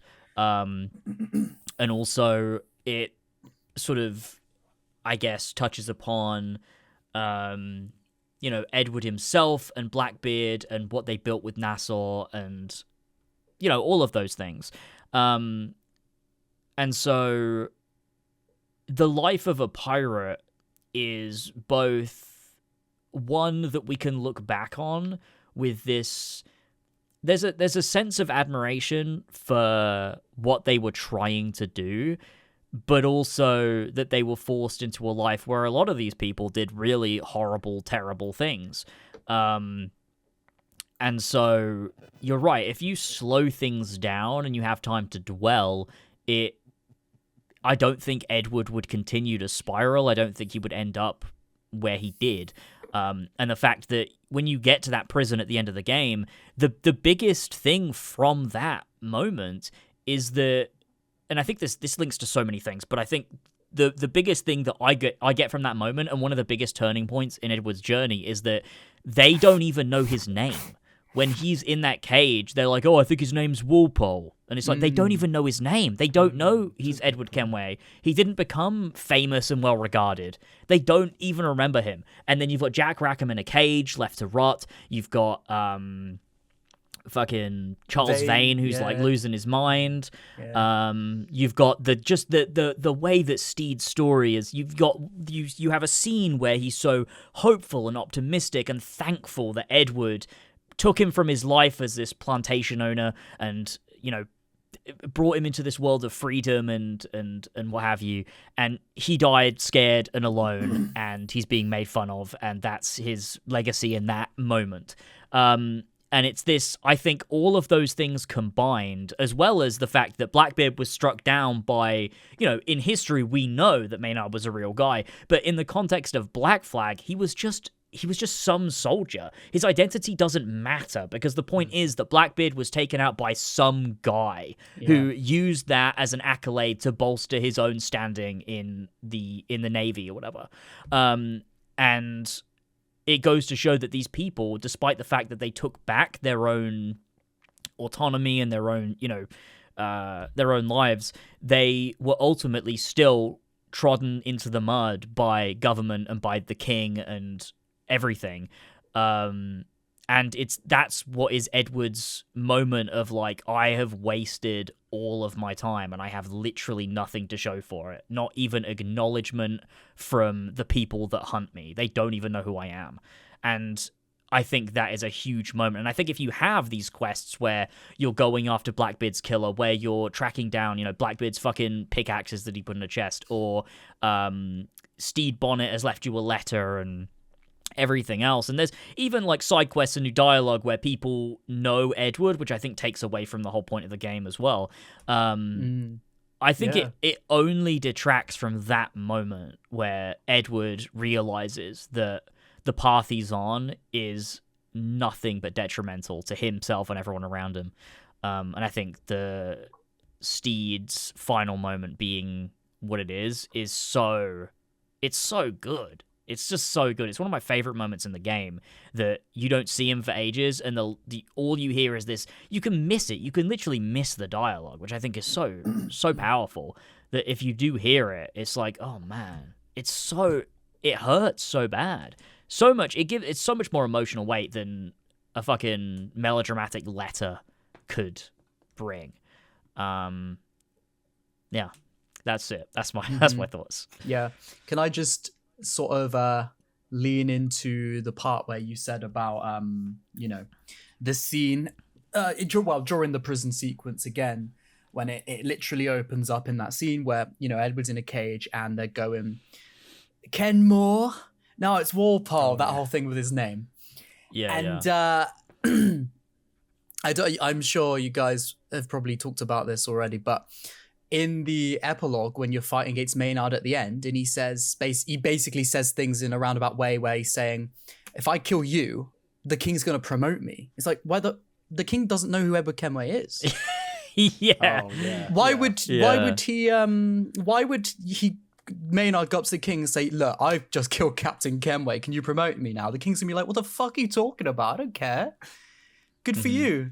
You killed another pirate. That's what you're meant to do. Carry on. You know what I mean? Yeah. That's the thing that the game, with all of the new content, seems to misunderstand, is for some reason it interprets that Edward was a well-renowned pirate, which he wasn't. The whole point is that nobody knows who he is. Like, we don't know who he is. Like, the idea is that he really existed in Assassin's Creed lore, but nobody knows who he is until you get in the Animus and relive his memories. He'd be in all of the, you know, writings that we could find, wouldn't he? And all the books. Yes, exactly. Which is that's the whole idea of Assassin's Creed, is that it's a fictional story that takes place in our real world that is like, it's kind of like, it's like parallel to reality. It's like fiction, but like based in reality. So like when you're talking to Vidic and AC1, the idea is that this conversation could be happening somewhere, we just don't know about it. And so, Yeah. like, Altair's life and the stuff we see in the Animus is like, oh, that's the real history that we don't know about. It's like this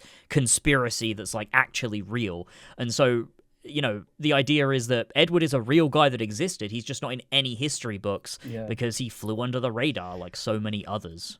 If this was an edited video, we would cue the scene in AC1 where Desmond's saying to Vidic, you know, why do some things not match up like they do in the books? And then they have a conversation about, well, you know, Yes. I can't remember exactly what they say, but that scene is a good one. A good explainer of sort of the lore, Great scene, you know. Yeah, And and it it's is- established in the very first game. Like, the very first game is like, oh, this is an alternate history game that Yeah, justifies... it's the rules, isn't it? They've got to get the Yeah. rules established early on so people aren't asking questions like, you know, is this real? Is it? Yeah. Yeah. Well, when you start bringing in, you know, Cyclopses and, you know, flaming That's swords. real. You just didn't see it. Oh, right. Yeah, Sorry. that's Yeah. true. Sorry. Yeah, my Yeah. bad. Yeah. How dare I Everything question actually it? goes. Yeah. Flying unicorns and shit. Yeah. Yeah. Oh, People God. did Yeah. just put their hands on their hips the exact same way for hundreds of years. That's really true. Do you know People did do that, Edward was actually had many aliases, Kenmore and Walpole. That's what he went by. Oh, He was a that's hero and everyone true. loved him. Yes, That is true. that's Everyone what And he loved really him. liked gold. Well, So much he let his friends down. You know the friends that he lost, man. all of them, except the ones that he didn't. Dude, it's so funny as well. I You have get to no the end man of the or game. woman left standing around and me. it's- Goes back to except his ship to see the Padre. You see Baldwin, the Padre, and fucking Dead Dead Man. Man from Death Stranding. They're all on his ship. It's so stupid. Why'd they include them? They also give you like a perfect parry as the ship mechanic, which just feels silly. yeah. Like it's If just you're these really little good, it's things basically God where it's mode, like, isn't come it? on. It what also are we makes the doing? legendary ships have like actual bit more skill gap to them. You can't That just is upgrade true. everything. Now you got a perfect brace every time. Perfect brace. Did Oh, not boy. appreciate that. How does Yeah, Lucy do it's- that? Like, No, Or it's whoever it is. that Yeah. Edward's just scared of her getting angry at him. oh, to he's fix it. ducking. I'm sure Yeah. that's what she says. She's like, yeah. if I have to fix anything, I'll beat you up. So you better brace Yeah. properly. Oh, she doesn't she say I'll unman you? Just like exactly the same cadence she? as Oh, she Mary better Reed not. says. No, what's She get that? a northern accent as well when she does it. They just reuse the dialogue. I swear it happens because I remember She says, reacting like, to it not and I was a like, word that's or something. crazy. You see me cry, and you tell anyone you saw me cry. I'm gonna have to find the line now. No, I can't remember if she says that, to be honest. I mean, the someone whole- does. If it's not her, someone does. Other than Mary, because I remember being like, oh, that's literally the same line. Yeah. I just don't remember. I think it was Lucy. Well, it would be a bit weird if Padre said it. bit. I'll unman you. God. I don't even remember Padre. how he sounds. So, Fucking hell. And that was my favourite out of the three was Padres, and I don't even remember how Yeah. he sounds. Yeah, actually, you know what? If I we were joking about Padre, but if I had to pick one that I think was the least bad, yeah. it's probably Padre's one. Actually, yeah, It's that's got what a bit I of like historical context on like how religion was sort of dealt with at that time. Yeah, There and was they tie it something into the the Templars and having a bit of integrity in the face of that influence. It's like I don't think it makes Black Flag better. And also one of my biggest issues, and this is just like a little side thing, is that this is something that the game does where it's like everything in Black Flag the original is in service of Edward's story, whereas like Padre side quest, Lucy Baldwin and Deadman is like you're just watching stories happen while you stand off on the sidelines. You're like, oh, this is his story that's just happening in front of me. And it's like, it might have like shallow parallels to Edward's journey, but it's really weird when it goes from being such a character-focused story, which is what Black Flag is, to, oh, I'm just standing here watching the Padre have a character moment. Like, what are we doing? I don't care about that. I think with the Padre questline, it's I said in the video I've got coming out, I said, I'm mentioning this because I've got to mention everything, but to be honest, it didn't really need to be in the video I was talking, where I was saying, because the video is, I've presented it as a sort of why I mean, the title of the video is, oh god, I can't remember now. It's scheduled somewhere. Where is it? I'll tell you guys the name of it. Well, I did it a while back. Black Flag Resynced Fatal Flaws, its new quest lines. So, you know, I'm framing it as the new quest lines have pretty much really butchered this character and everything it stands for. So I didn't need to talk about Padre, but I said in it, look, I'm going to go for it because I'm going to go for everything. But to be honest, it's not the worst. And I think the reason it's not the worst is because Edward acts way more as like a silent observer than in the other quest lines. So he doesn't get chance to ruin his character. And so it's all right. It's almost like it's but bad it's on a almost like writing level, but it's not the worst. It's almost like that ruins his character, though, because Well, why I would mean, Edward he ever wouldn't- be a silent observer to anything? Well, that's the thing, and Which he'd is never like, you know- he'd never actually be there to see Padre's questline. Like, he just wouldn't. He wouldn't have even gone to meet Yeah. Padre. Adewale might have No. suggested it, and he'd have gone, "What's the point in that?" Like, he wouldn't have. Yeah. Maybe if I have time, I'll do it or something. Well, he'd Yeah. just hire It's so- somebody in the local town. You know what I mean? That's a lot easier, and it gets him to his immediate goals. It's really bizarre the way that when he finds out about these lieutenants, he just goes and hires them and works with them and does their bullshit side quests. But when Yeah, Adewale says, we need to find them. You know, we Yeah, didn't in the original, so we but now have we really to need to find them for this desperately. thing that's not going to like. Why does he actually need them? yeah, Is there a reason? But then, Is there but something then when he's preparing Adewale suggests going to the assassins, Edward's like, "Fuck that! No, definitely not gonna do Yeah, that." yeah.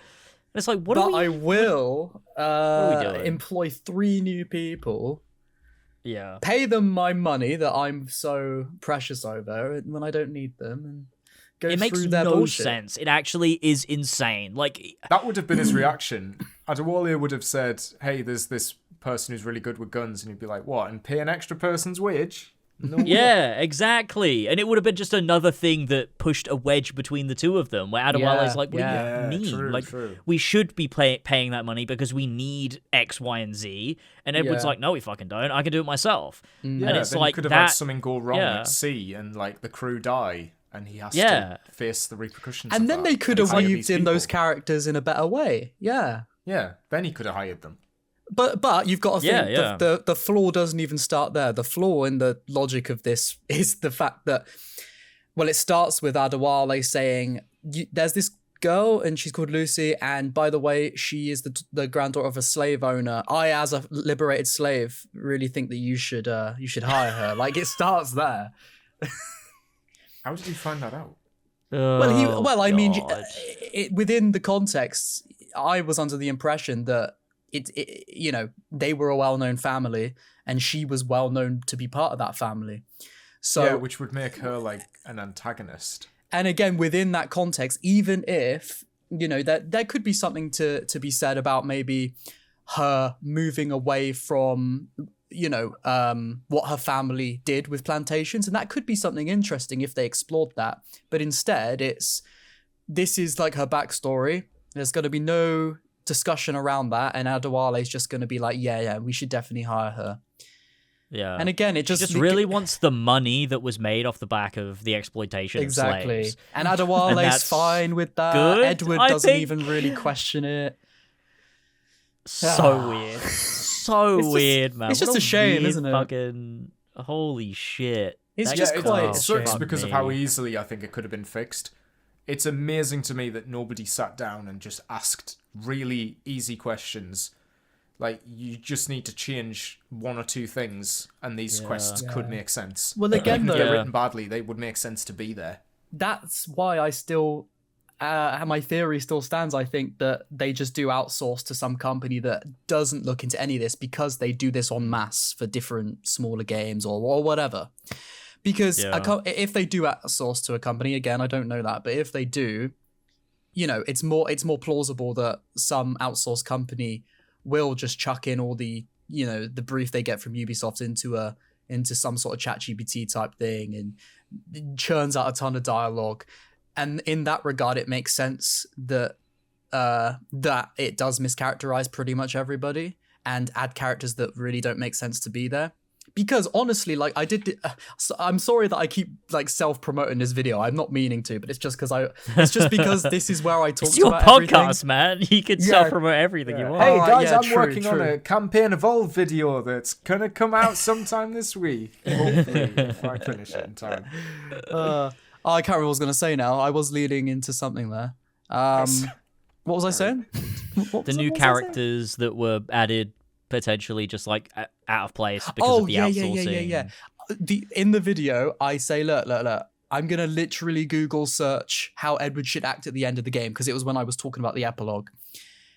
And if the writers were not outsourced and they were an in-house writer at Ubisoft, surely they would do the necessary research of a quick Google search to see how Edward should act at the end of the game.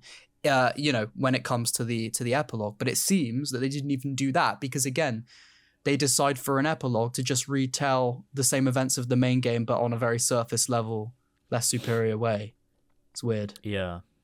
It's weird. Yeah, it's I think it's shit, completely forgot what I was going to say. I just went to Star Sands. I Well, just can't anyway, believe the epilogue of the game ends with like Edward losing and Maynard getting away, and it's like, oh, that's the last note we're gonna leave the game on. Is that? And Edward then he's sucks. like, I've now realized that my ways were damaging again. Again, I think Again. that- I have mean, remembered yeah. what happened before. Oh yeah. It's so bizarre how the new stuff is so at odds. I think the best example of it, and like it just to me it points out so starkly that there's no way anyone could have checked this, because you've got in the final sequence they alter the fake Torres assassination to give Anne Bonny a couple extra fucking lines for some reason, and she's like, oh no, you're not gonna get him, I'm gonna go kill him. Like, she's very forward about it. She's like, oh, I'm gonna kill this guy, this is gonna be my kill. And then in the very next quest they left in the scene from the original where she's like, wait, who is this Torres guy and why does he deserve to die? It's like, you were just gonna kill, you were very, very certain you were gonna kill him. What are you talking about? This doesn't make any sense. It's like, nobody could have checked that. Nobody believe could they have, left because that in. how would you do that? It's so stupid. It's just such a shame that they'd had to do this to Black Flag, you know? It's like a new game, I don't have to engage with it, but Black Flag, come on. Yeah, and Even if I it do was, wonder. like, just a remake, even if they just remade everything that was in the original, and just, I wouldn't even cut the modern day, because then you're getting rid of like the whole Sage thing. Yeah, which this now is something just feels because like it's not even like, why is he there? Why is he because in the they story had at all? He to doesn't change say it, and anything. that's one of the things that Darby rewrote, because a lot of people have been asking these questions. So I asked Darby exactly what scenes he contributed, and a lot of people were confused. He did the hot chocolate scene, the flashback with Edward and Caroline. He did the letter that you hear that Edward wrote to Caroline at the end of the game, and he did that Robert's confession. Those are the only things he contributed. And those are all right. They're fine. Like they're not written badly. They're unnecessary, but they're not it's poorly still, written.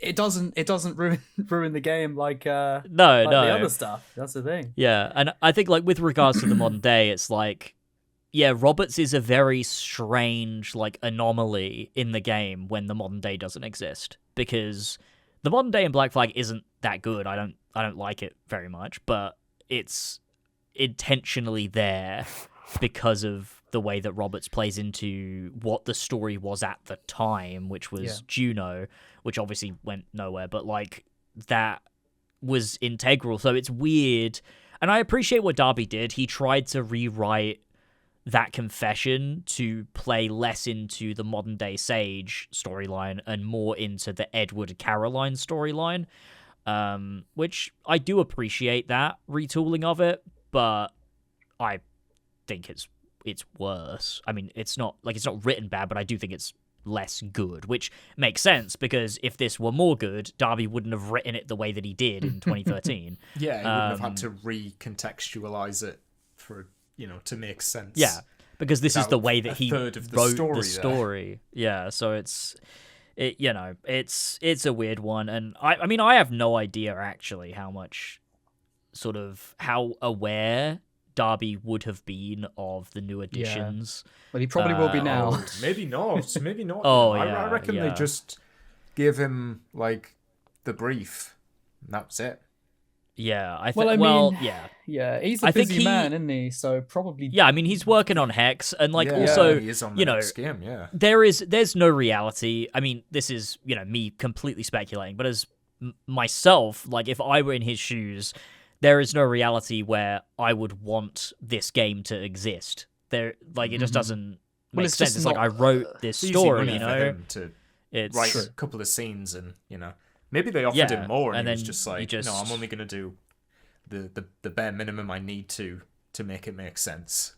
yeah, and then just forget about it. And it's like, yeah, it's like whatever. Like these people are rewriting this, but I did that art. I made that story. I wrote that, and that satisfied this creative, drive inside of me, and that's done. That's that's over with. Which is, I imagine that's how I would feel. Anyway. Yeah. It's quite funny because imagine you put out your let's say you put out your Black Flag retrospective when you did, and then Ubisoft contact you and they say, look, can you do it again but like make it better? You'd be like, what? But I really like that. I think it was really good. How do I? Yeah, It's a similar thing. it's like Oh, that's I the don't know, way. That's the way I wanted it to be. I made it the way I wanted it to be. I didn't not do that. So like, what are we talking about? And it's like that's just the nature of remakes. Like I don't think there's really not any remake off the top of my head that is better than the original. There are some that are inoffensive, but even the very best are like they're just not quite as good. Yeah. Like you said, it's the nature of it. It's just what a remake is. It's like, as I said earlier, it's a person or a group of people taking their interpretation of that original piece of art and putting their interpretation on it. And so even if you think you can interpret it just as it was intended, you're never going to truly know that because it's not come from you. And lots of people are going to have their own interpretations which are not going to align with that original piece of work. And I think that's just why there's always going to be this conversation about any remake. It's easy. It's much easier when to critique when it is as bad as Resynced's new content is. But even to the extent of, Darby's new scenes, there you could still have a conversation there. Like we've already said, did they good, but did they need to be there? Well, not really, because the original work stands on its own 2 feet. But Yeah, for sure. yeah. It is And I think what that, it is, really. also, like, to add on to what you said as well about other people interpreting the original, I also think, because we've been having a lot of conversations on stream about Assassin's Creed 1 and the remake that could and should not exist for that. And Oh man. someone said like what if they got all of the original team, and I'm like, I don't think they would do a good job either. I don't think, like, some things were made in a context, like there's a lot of games that are like any game, any piece of art that is made is done so in a context from a person at a specific point in their life, at a specific point in technical advancement, in a specific point in pop culture that forms it into this really specific thing. And I think a great example of that, as much as people wrongly like the Final Fantasy VII remakes, those are the original people, other than Sakaguchi, who's hasn't been at Square Enix for a very long time, like 25 years or something, but everyone else that is working on those games are the original developers. And I think it goes to show that, you can the way that you feel about your own creations is so different from the way that people that consume that thing feel about it. And I found that, like, even on a smaller scale with my stuff, is like, I'll look back at some old things I've made and I'm like, I don't like that. That's not very good. If I was to do it again, I would do it differently. I'd do it better. I'd do it bigger. And people are like, I love that video. I think it's great. It's one of my favorite videos you've made. And it's like, fuck. Are you I talking am in the about Odyssey same Broke boat. Me? Well, I mean, that's one of them. I would definitely do that differently. But people love that. Like, I always say, like, because also I'm like very self-aware of my own stuff, and so whenever I like promote my old stuff because it's relevant or whatever, like I did it recently with when everyone was like, Assassin's Creed Odyssey was getting like a lot of, you know, PR because of Christopher Nolan's Odyssey, and so I posted my Odyssey video because I was like, people are forgetting how bad Odyssey is, and I made sure in that tweet that I was like I am aware this video isn't great in hindsight, like it's, you know, hasn't aged that well or whatever, and everyone was like, no, this is like a great video. And I don't see it because I only see the flaws in it, and I think that goes for anyone making anything.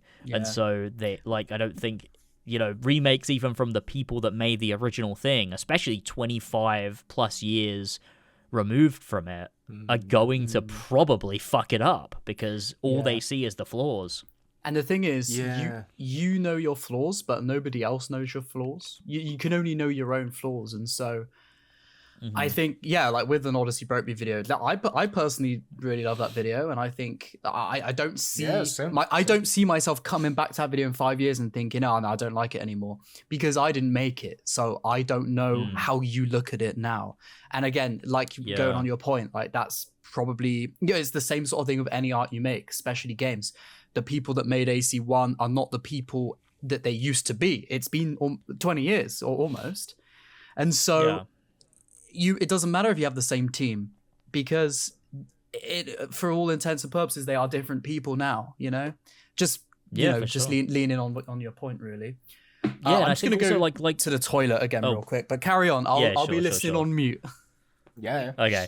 I think with like regards to the point made earlier about like the Mona Lisa and what have you, like I think people find it so much easier to latch on to the expression of art when it is something like a painting or music. And it's like, if you like the idea of remaking the Mona Lisa is obscene, because what do you mean? Why would you do that? It doesn't make any sense. Like, that painting was a very specific expression from a specific person at a specific time to capture something specific. Whereas with video games, that perspective doesn't often feel extended to that medium. Like, Assassin's Creed 1 is an expression of the people that made it at the time that they made it for specific reasons. And so to remake it would be... I don't know. It would be to ask them to revisit that time in their life, to try and reinterpret it, to understand it, but they're different people. Like, they're always going to want to express that differently. And so, as like artistically, as an artist, it makes sense to ask those people to express in a new way, not to revisit old things. And that goes for sorry? Money. Oh, yeah, shit. You know what? You know what? Sorry, What? Yeah, I didn't... Expression, mate. People like Assassin's Creed 1. We haven't remade it or remastered it yet. We can get some real dollar for people who didn't get to experience the original because they skipped straight to AC2. And this time we're going to get rid of all the investigations instead. Yeah, we're just going to make... Well, no, because we can't add any new content. Although, to be fair... No. If they did just add procedural animations, get the Padre in AC1. Somehow the Padre returned. We're going to put rifts in where Altair becomes a cat. Oh yeah, it's going to tie into Hexia. Yes. See, that's what it was missing. Altair's going to be quipping. He's going to be like, I need to go see Elmo Alim. Dude, no, they'll remove the American accent because that's now really badly dated. Oh yeah, they've got to fix it. They've got to make it better. Accurate. I mean, that bit I could actually feel like might be okay. Yeah, I mean, to they do. did in Revelations, so yeah, I can understand. Yeah, that. but Kassanvar's fucking shit, and I fucking Yeah, hate the Revelations performance. I see. This is the thing. This is the thing with remakes is that would swapping Altair's accent for a historically, not even just historically, but culturally accurate accent be better? Like, yes, my brain says yes. Obviously, it would. But then it wouldn't be AC1. Like, part of what makes that AC1 really is changes it's just the fact It that adds that to that Altair uncanny has this, you feeling know, of being in the Animus, yeah, actually, there's doesn't it? Yeah. Where it's like, why does he sound like it? It is a bit weird, I guess but it's also like then how you Desmond would interpret his voice to sound more like him. yeah, like Maybe, there's I that guess.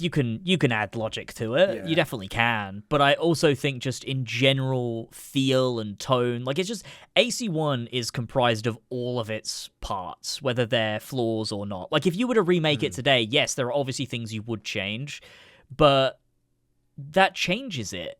Like I just think like games should just stand as the thing that they are. Like Yeah, they really need to AC1 is what it rename- is.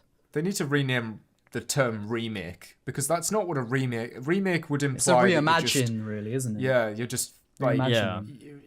not even that. You're like just Oh, they've got a new name for it. It's upgrading and then Resynced. adding shit. You're resynced. Yeah, it's resyncing technically it. not Yeah. a remake. It's a It's resync. Yeah. our version of it. Yeah. And I guess I would say one of the things I do at least appreciate about Black Flag is that because it doesn't include the modern day, it actually can't really supplant the original, because if you go from AC3 to Resynced to Rogue Unity, that wouldn't make sense. Like that wouldn't flow right. Yeah, so yeah. this has to the be chronology post Shadows. happens after. Yeah. Yeah. Well, yeah, Shadows' rifts literally follow on to this. It Yeah. gives the context for why you're in this. So they have, like, I don't know, given themselves an out there by saying, oh, well, it's not a remake because it's happening resync. again. It's just Yeah. happening again in the timeline. Yeah, but then it does imply, like, so which one was real? Like, did Yeah, Padre actually exist or not? Before the game came out, I did, like, a video where I was trying to say what context they could put it in. And I was like, what if they just made it so that this is the Devils of the Caribbean version that Abstergo put out, and that way you can make it more fun and goofy and Odyssey. Well, you could. I mean, I'm guessing they're probably gonna frame it as this is Animus Ego's It's Eagle, version. yeah. It's this Yeah. 2090 fucking whatever they're doing 2096. over there. But what would be Yeah. what would be the point though? Money.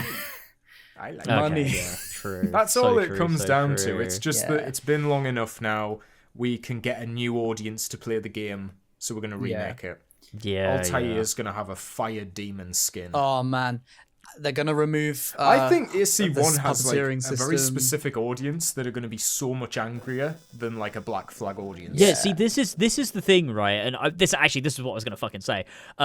Was with Assassin's Creed, I think Ubisoft have set a bar for themselves that is so low that nobody that plays their games seems to have any fucking standards. Whereas imagine if Capcom, right? Imagine the next Resident Evil remake comes out and it's as bad as Resynced. It will get fucking destroyed online. Nobody would fucking like that shit. But it's because of the standards that we know. Like, Capcom releases really good games. So it would be insane if they released a game like Resynced. But we know Ubisoft releases slop. So when they release a game where, 80% of it, 70% of it is Black Flag, which was a good game, and just some shit on top, people can kind of just wave it away. Like, well, we don't expect them to do anything good. It's just fucking Ubisoft. It's just fucking Assassin's Creed, which is a shame because Assassin's Creed used to be really good. Especially looking at that first one. Like, that is, that to me, that's up there with, something like Shadow of the Colossus or something else like that. I don't know. Something Where else it's just good. like it's just so like esoteric and like transgressive, and it's such a weird. Nothing else exists like it. There is no game that exists that is like Assassin's Creed 1. Not even Assassin's Creed 2. And I mean, remaking that is interesting. It's a very interesting prospect because I don't know how you could possibly do that. It's not gonna really be Assassin's Creed 1, is it? It's gonna be its own. Like you look at Resynced and you say that's Assassin's Creed 4 Black Flag, but it's obviously changed, and everything like that. But I don't think an Assassin's Creed 1 remake is really going to be an Assassin's Creed 1 remake. I think it's going to be a completely different game with some aspects of Altair's story that we can say, oh, I kind of remember that from AC1, but now it's a lot different. I think it's going to be... They're going to need to change so much, though. I don't think the presentation they will. of AC1 is going to sit well with modern players. Yeah. Like I don't think it's possible. Like I just don't know. You can't retain much of AC1 in a remake and have it do because well. You know they're going to it's just remove not... the modern day, and the whole point of the story Yeah. really is Oh, the boy. modern day. So they're going to have to have a more broad look at Altair for it to be coherent as a standalone story. They're gonna have to. Because you can't, like, I've talked about this before, like in my video and on streams and shit, is that like Assassin's Creed 1 so differently from the Ezio trilogy is that it's got such focus that if you remove Desmond, Altair's story becomes so much weaker and vice versa. Like they inform each other so specifically. Like it's really, really good how well they execute that. And if you remove the modern day and you just have Altair, everything becomes way more hollow and has less meaning. But also, like, even if you keep the modern day, in the context of modern Assassin's Creed, AC1 loses meaning because we know that Bayek exists and Cassandra exists and all of these things. Like, AC1 only retains what it has in a vacuum because it just with every Assassin's Creed they released it loses something, and I cannot imagine how you even begin to remake a game like that. It's not even possible. I don't know how you would do it without it being just a completely different I think game. it's quite straightforward, to be honest. You just have the Animus go take you back to the 12th century, and you get these rift missions where you play as Altair from Revelations. It explains what the themes are to your face. Yeah, you have... yes, I do need them to do that. Altair can go, Imagine if my mentor, maybe I should be suspicious of him. Oh, God. In, like, sequence 1, obviously, right? Yeah. Al-Mualim will Then wink again, at the camera just because you already know he's gonna turn. If you played the original, he's gonna make quips when he breaks the tenets at the beginning. He's gonna kill that innocent man. I shouldn't have His first broke line that of dialogue one. will be like, "That was class." yeah. Dude, Are you not also impressed like by my kill? I said this on my streams that look, Edward quipping is obviously weird and out of character, but I think the fact that he's kind of like confident and charismatic and outspoken is like, I guess most people can like wave it away as like, I guess like it is out of character, but like fine, whatever. But how do they even tackle a character like Altair in a modern They have Ubisoft to make him game? funny. They have to Because I remember the criticism when hips. AC1 came out is that he is just boring. Yeah. And I think they are going to need to really overhaul that in order to get people to care. They will listen God. to all of the feedback that it's had for almost 20 years. That, It's a trauma in my response. opinion, is a misunderstanding of what the game was trying to do. Oh, it's repetitive. Oh, it's too linear. It's like, well, It's too slow. if you compare then that they're to a not gonna game like make Odyssey, then new- yes, but it's not that trying to be that type of game. No. It can't be a game where you do a bunch of side quests until you get like the main target, but which are literally just like mini games. Then you get the main target cutscene. Like they can't do that, so I'm like terrified to know what they're gonna do Yeah. to the actual format of the game, because even it's that even- hasn't. like, It's aged the well, pre- but like it's not the- like mainstream. I think. Yeah. It's the presentation of like its story moments as well. Is like I don't Yeah. think they could do that in a modern remake. They're gonna have to make them cutscenes, but And they won't in be doing mocaps. that, And you you would just be li- standing there listening to people. With his hands on his everyone's hips. gonna have their hands on their hips. Yeah, Yeah. And then again, Tamir maybe is gonna they be will, standing maybe there, they will. hands on his hips before he stabs his mate.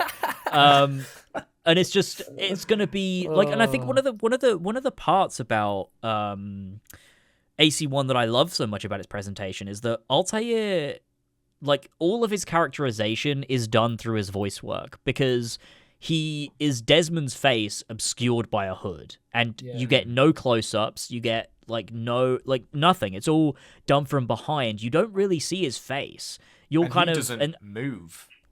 in yeah, cutscenes he's much. just like he is the vessel for Desmond to experience the memories, and it puts you in that position because you also see him that way. But they somehow manage to do such a good job with him despite that, and I think it speaks to this. It's like this. Like breaking free of the confines of the presentation that exist sort of within the construct of Abstergo's animus, which is like cold and sterile and oppressive.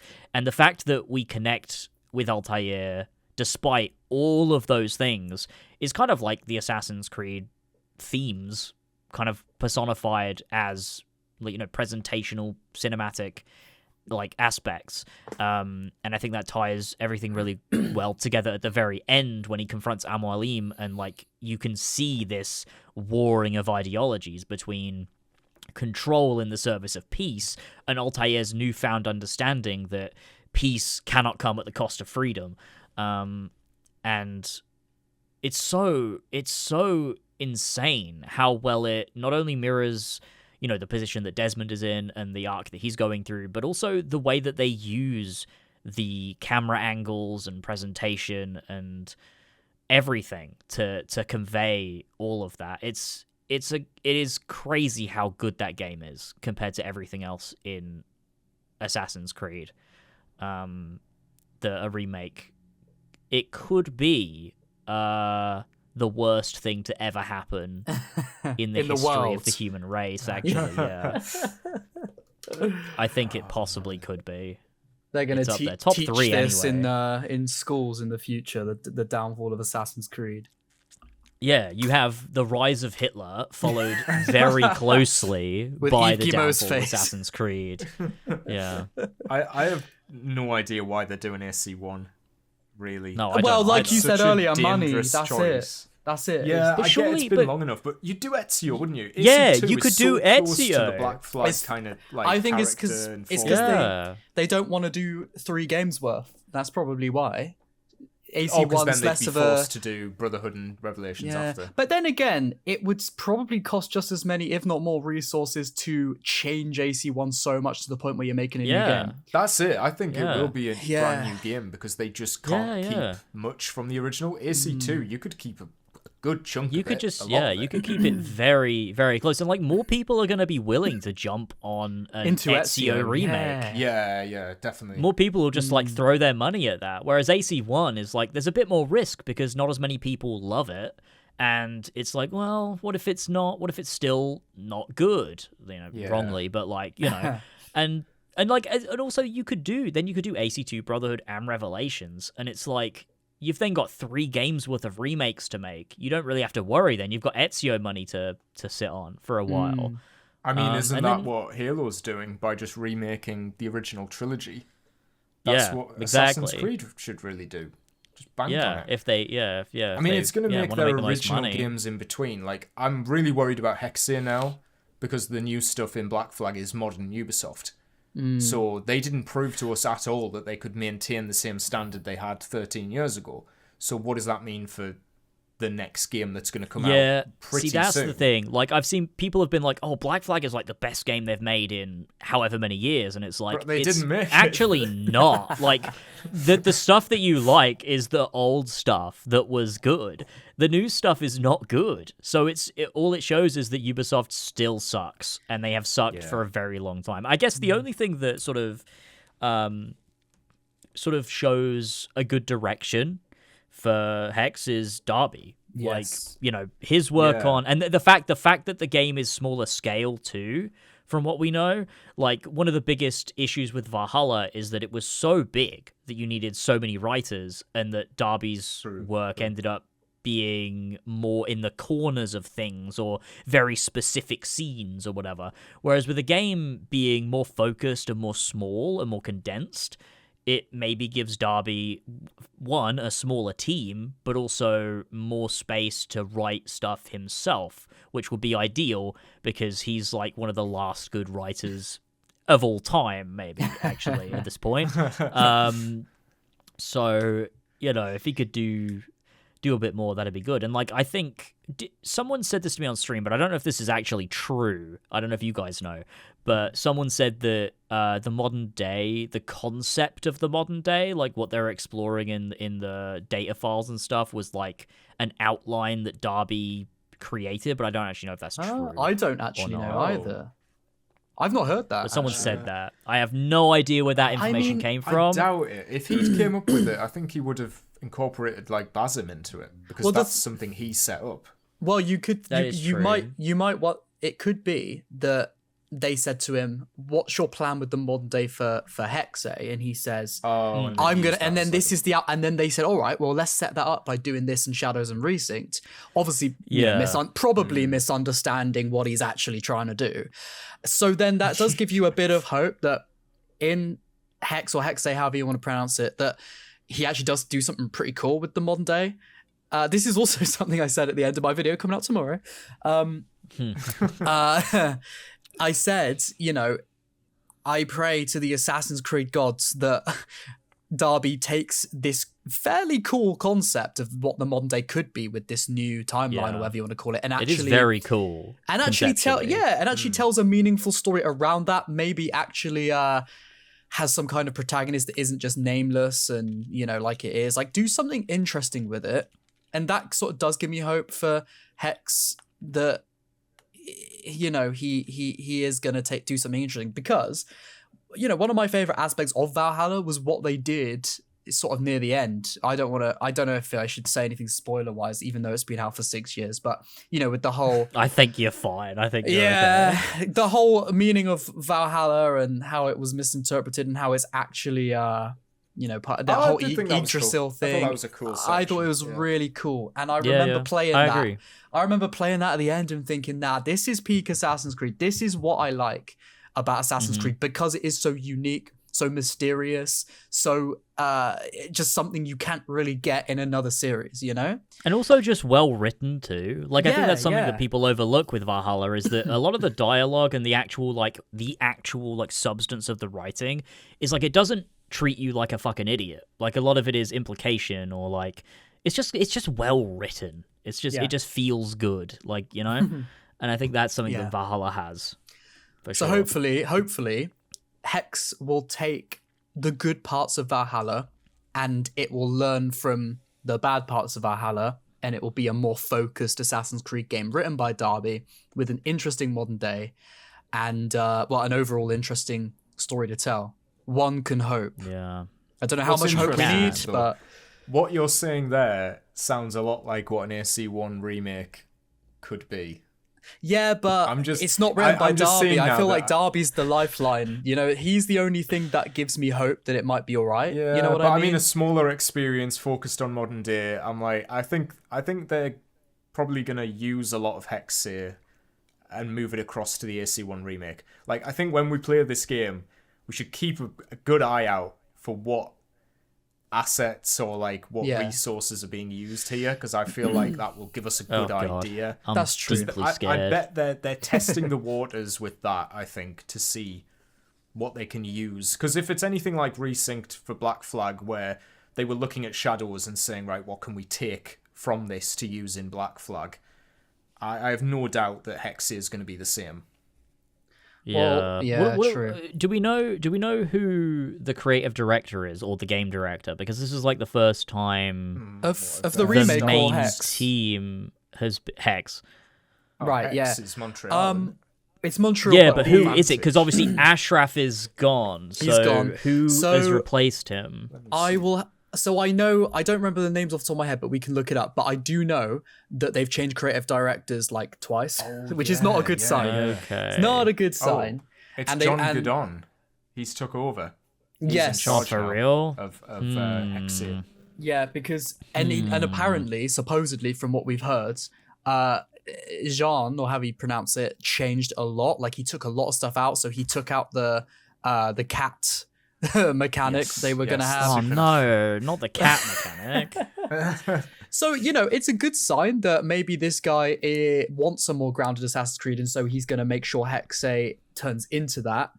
But then at the same time, you do have to worry about development changing creative directors that many times. Who was the creative director before him? I've just had it on my screen. Hang on. It was Clint Hocking, Well, that who ain't. has Yes, now left I remember. Ubisoft. That's not real. He's fake. You just made him up. Who the hell is that? There was another guy called Benoit Richer. Oh yeah. He took over from Ash on Valhalla. Oh, Is he gone now, or did he take over from the Hocking he guy? took over from Hocking. And then he left. So maybe they thought he can finish a game. Let's get him. But then Jean Oh, Godin so- replaced so- him. yeah. So Hocking was the game Hocking did Watch designer. Dogs Legion. He did, but before that, he did the very first Splinter Cell, and then he was the creative director on Chaos Theory and Far Cry 2.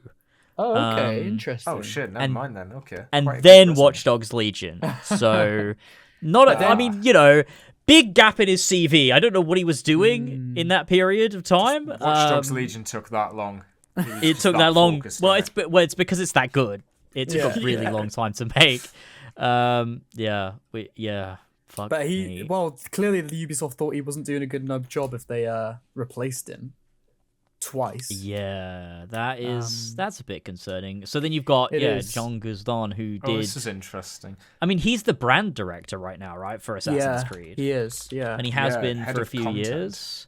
Yeah, it took over from Amar, or was there someone else between the two of them? It was what's his name? The guy, wasn't it the guy that went on the stage and was called himself a dreamer? Oh god, yeah, believer yeah, or yeah. something. I I forgot his name. It's been so long. It's been so Yeah, I long. forgot his name. He had When was a this? lot God, of stuff. The guy who's doing a lawsuit with Yes. Ubisoft now because he thinks he got kicked out. I don't even know what to type in. What? Oh, it was hell, what was his name, Cotier. Mark Alexei Cote. That's it. Yeah. That's the Oh guy. fuck yeah, the creative director of This Syndicate. Yes. Crazy guy. Yes. Oh, what a wanker! Yeah, I don't. He went on I stage don't and, like him. Went on about how Assassin's Creed is art and that they'd gone through like Having two made unique Syndicate. phases. It was Maybe his he's right. idea was the whole Animus Hub thing.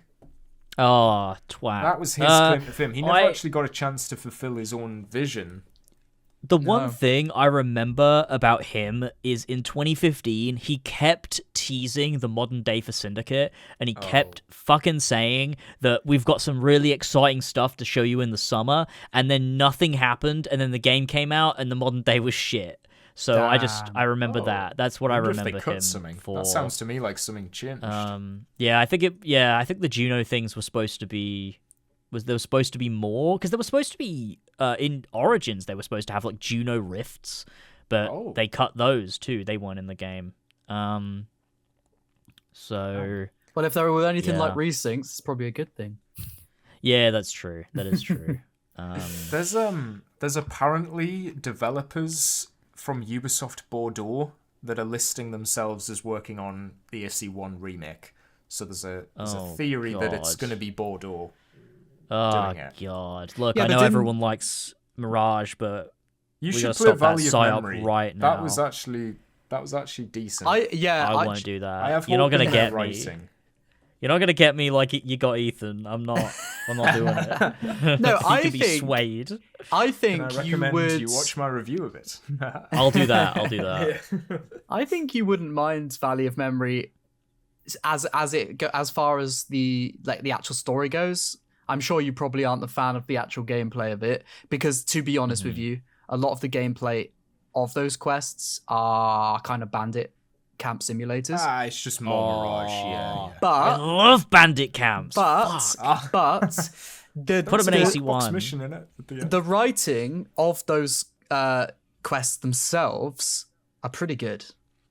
I have heard that from Yeah. people, which I believe probably. Like, I think I don't know. I struggle because when Mirage was coming out, I had so many people telling me that I'd love it, and I knew I wouldn't. Like, I knew that that's not the reality. So I struggle to believe that like this DLC has like good. Think about it like this: me and Lewis did not like the Mirage based game. We were the same, though. People were telling us it was so amazing, and we were like, but it's just not, though, is it? But then we play Valley of Memory, and we can say, all right, yeah, that was pretty good. That's what Mirage should have been, you know? Yeah. Okay. Yeah, I mean, I've heard actual character development and themes and oh my god, and tying into Assassin's Creed more themes. capped cutscenes that was good. Yeah. Damn. Well, you know, maybe I'll play it. I probably And it's obviously quite short, so it's just like a good little burst of what you liked. It's true. Does it have does Mirage have that thing where you can just start the DLC and you don't have to worry about your level? Yeah. Just start it from the menu. Okay, well, I'll consider it. Have you got Mirage? Like, do you own it? Yeah. Someone bought it for me when it came out. They bought it for you. Yeah, I never played it, but like a fan just bought you the game. Yeah. Really? They're like alias when they like bought it for me. Blackmail. Was their name was the Hero of Baghdad, but they spelled it wrong. Right. So it wasn't spelled right. And I tried to refund it, but you can't refund Xbox gifts. So you were like, I'll just get the money instead. I still just have it. No, I wanted to refund it to them. Oh, right, for the record, I wanted to refund it so they could get their money back. But Xbox were like, no, we don't do that. We don't offer that service. That's it. And they agreed to that when they send the gift. So I was like, okay, well, I'm not going to play it though. So I do still just own it. I would say don't go out of your way to do it, but like if you've got like a spare few hours one day and you're on like a Sunday or something and you're like, fuck it, I'll play Valley of Memory, then I would say, yeah, why not? Do you know what I mean? You might come out of it thinking, it was all right. Yeah, it's nothing groundbreaking. You've really sold me on that, man. You've really sold me. I love coming out of things thinking, that was all right. That's like my favorite reaction, actually. Man. Oh well, that's all I can say. Well, if I do, I'll stream it anyway. Which I can't play Assassin's Creed without making content on it. Why not? Exactly, dude. These resync streams have made me a lot of money for just streaming, for just sitting down and streaming. Like it's a good, few £100 on top of what I normally earn, which is like. That's nice, Is that like just for sitting playing a game? Is that in like AdSense or is that like Super Chats? Just out of curiosity. No, just AdSense. So like my VODs channel alone, just like when I post the VODs after I stream, in the past 28 days, I think that's made about like £150 just for posting the VODs, and then Twitch as well on top of that. Like it's just been it's nice to have a bit of extra money. Yeah, just for playing a game. Yeah, Yeah, fair enough. So if I ever play the Mirage DLC, I'll stream it. Yeah, and everyone can watch, and it'll be great. It might be that time where we react to our reels of Ruin. Ooh, are we there? Well, I mean, I've only got half an hour left till I have to go, so I reckon. God, that's fucking ominous. Where are you going? What's gonna happen? Well, if we get through the rules of Ruin, then we should be good. Okay, cool. Awesome. All right. Let's do it.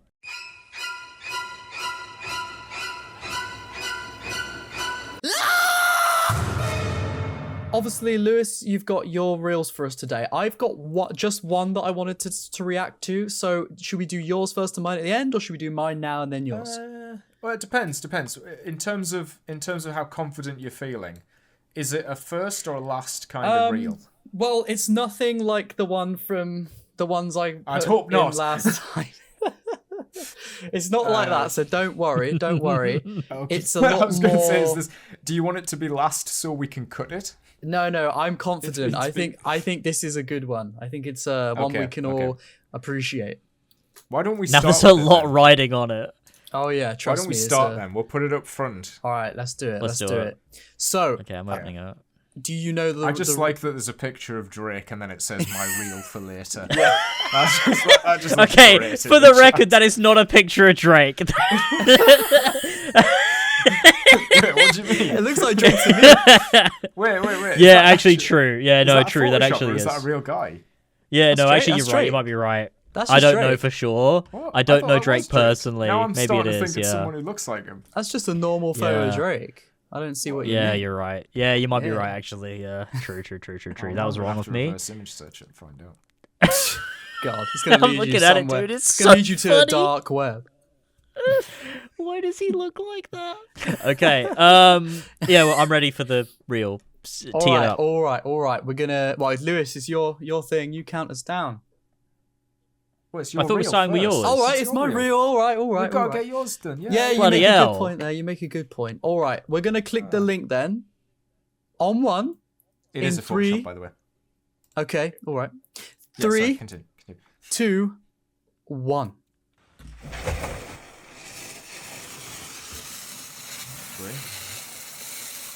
Go. This looks safe. Why is it going through my... Did bro not think about how to get out? No. That seems like an important step. And why is the It's been cameraman neglected. not helping him? Go. Oh, this is awesome. Why is the cameraman not wanting to come back up? Yeah. I think, unfortunately, he's just not trying hard enough. Oh, there we go. Oh no, he made it. Very He easy made to it. do that. Run! With your shoes But how off. far do we have to run? Oh, that's gotta hurt your feet. I mean, if you walk around enough in barefoot, like they're probably strong and sturdy. Yeah, like a hobbit. Yeah, exactly. Why do I feel like there's about to be a jump scare? Dude, where are they going? How do you get to this point? Ready? Oh no, I'm not ready for a jump scare, man. What are we doing? Are they just not far enough back? Did you hear that? Yeah, I heard it. Yeah. Oh, Is it on the way? that was it. That was fucking it. Dude, I got no catharsis. I just got edged for like 30 seconds. What the hell, that's, man? That's gonna be the title of this video. The Exalt edges lasers. Willis watched. Oh man. Bro just tickled my balls for Yeah. ages. No, mate, you get the payoff with the God damn explosion it. at the end. There wasn't Yeah, an well, I don't- explosion. We just heard a noise. Did you not hear the Yeah. A cinematic hit on CapCut.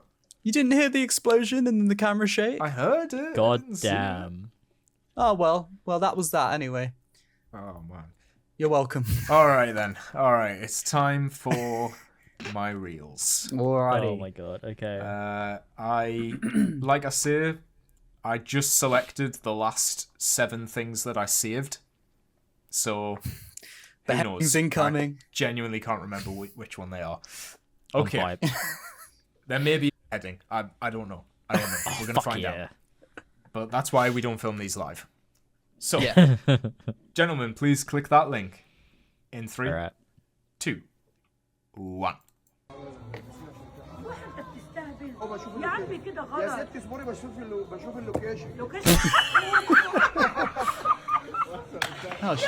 كفرة برضه يا احمد انت ليه بتضحك على ايه؟ بتضحك على ايه؟ انت بتضحك على ايه؟ That was great, man. Little bonk on the head there. That was a bit of wholesome fun. Yeah. Enjoyed that. Let's see what's next then. Let's see what we Enjoyed got that. next. Yeah, I hope we get a hot Becky Click the next. link. Yeah, I'm my fingers are crossed for it. Fingers are crossed for it. Yeah, it's in here somewhere. Okay. Click that Okay. link in 3, 2, 1. ready Oh yeah, I thought this.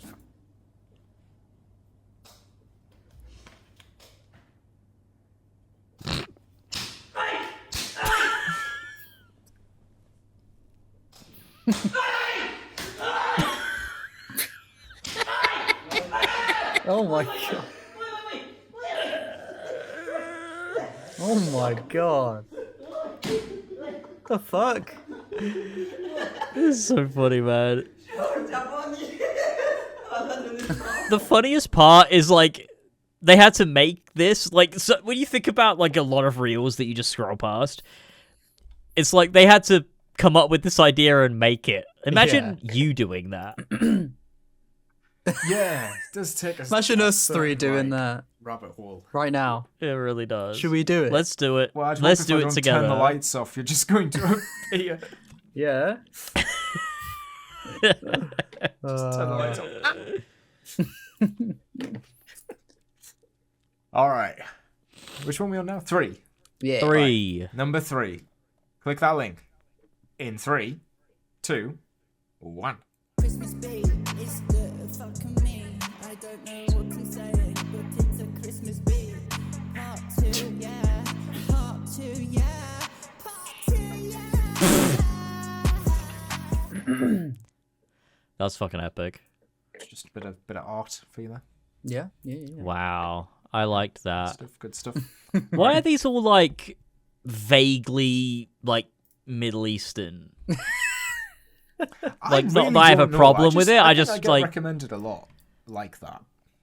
Interesting. This next one's Russian, I think. Oh Oh my god, excellent. okay. Well, let's go for it then. Click that link in 3, 2, 1. Oh my god. Yes.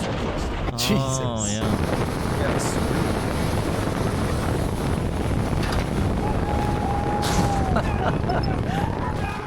Oh my god. Wow. Wow. Damn. I didn't go straight into that house, so at least there's that. Someone's Yeah, put true. 100 missed calls from Christopher Nolan. Something Tom Cruise would do.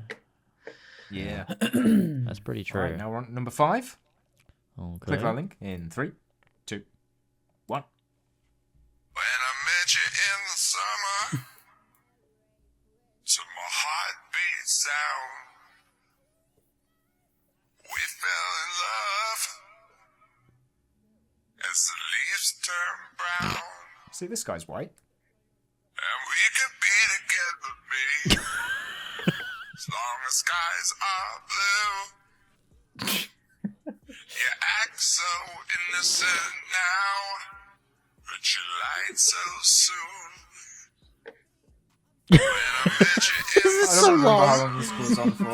The whole It's song. a long time. Is it the whole song? Freaking guy. Hashtag son, hashtag relatable. It's pretty relatable.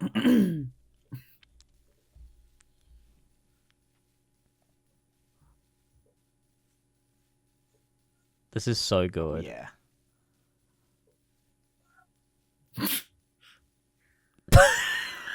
This is still going.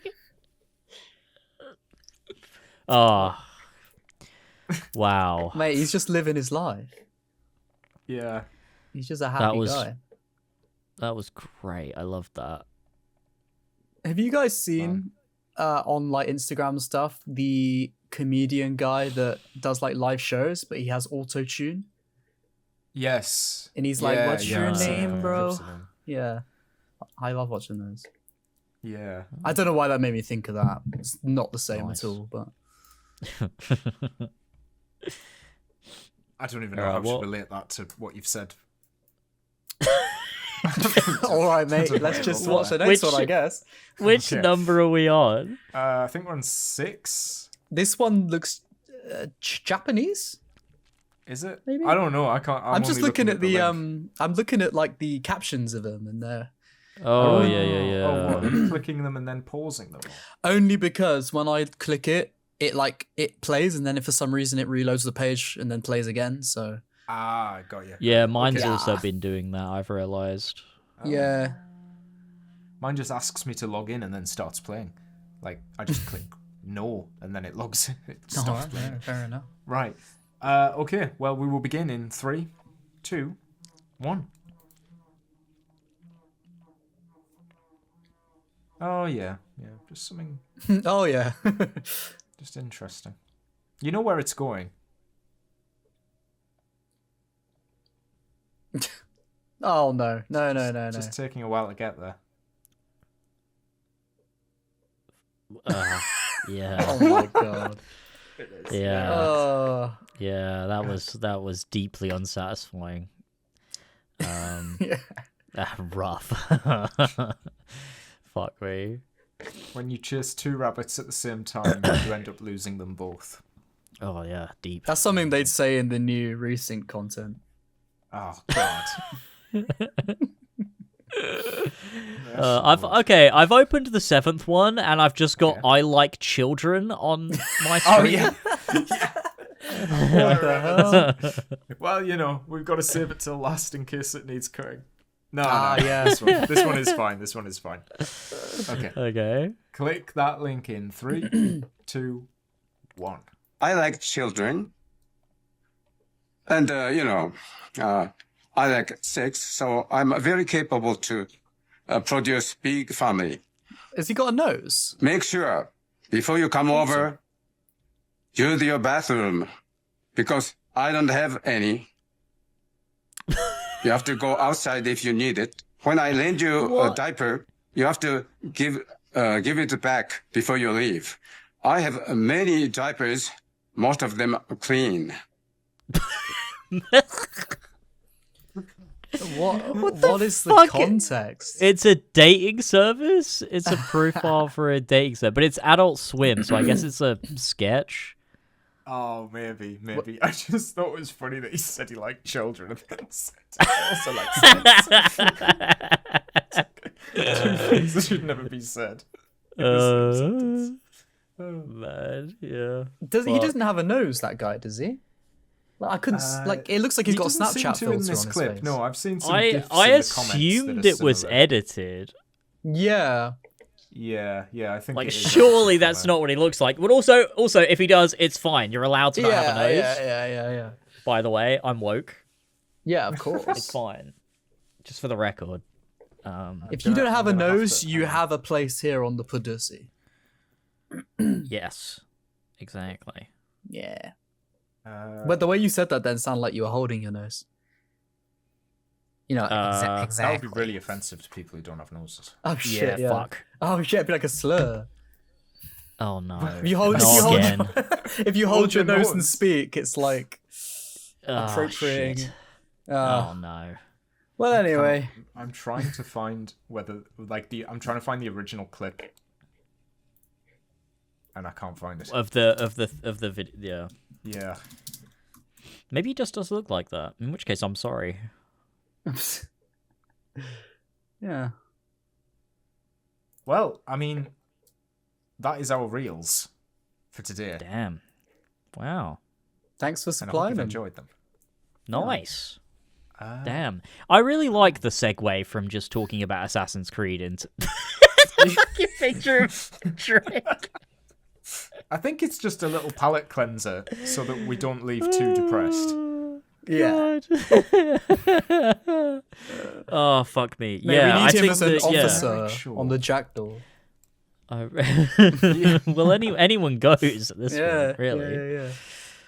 Oh, He would do the shanties, wouldn't he? White Drake. He would. Oh, he would love the shanties. Oh, you've sent him again, but this time he's Yeah. a bit Yeah, stretched. that's what I was laughing at. Yeah. Yeah, I oh, did right, just right. I did just burst into laughter. Yeah, it popped up on my other monitor.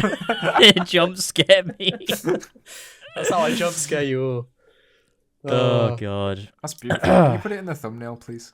I think at this point I have to. It'll be Yeah. I'll put him on you one of do. the officers or something. Oh Yes. yeah. Which yeah. one? Put the three. Padre. It's gotta for be. It's sure. gotta be Padre. Yeah. Yeah. It couldn't be Lucy or Dead Man for obvious reasons. Yeah. Well. That's probably concludes this episode of the Podyssey. Episode 57, by the way. Goddamn. 57. I think Is the that last one you significant, or are you just saying that's a lot of episodes? It's just well, I don't know. I just said it like I said it. Didn't really have any thought behind it, to be honest. Oh, okay. It is a few. It's a few episodes. That's for sure. Episodes. It's I think it's more than Four Pillars had, wasn't it? I don't know. How many did you guys definitely. Yeah, Four Pillars had like 20. Wait, shit. I actually don't know. Maybe it was more than that. Yeah, it might I be have more. no Yeah, idea. it feels like you I guys don't did it know. for ages, but I don't know. It was a couple years, definitely. When's the reunion episode coming? Are we ever gonna get another one? You know, maybe. Maybe. Who fair enough. knows? Fair enough. I think probably not, but Yeah. Well, Oh, you've I actually dunno. done a reunion. yeah, I mean we've done, a couple. We've done Just like a looking on here. few. Oh, you did 43 episodes of. Oh, okay, Four okay, that's more than I all thought. right, fair enough. Okay, yeah, and then we did do a couple reunion episodes, but we haven't done one in a long time. Well, I remember. It would be good too, but I who knows? remember. I think it was the first time we had Ethan on, or it's around that time. He said to me, "Oh well, I can't do this week because I'm seeing James and all that." And then I said to him, then I was like, "Oh, are you guys gonna record another episode?" And he was like, nah, probably not."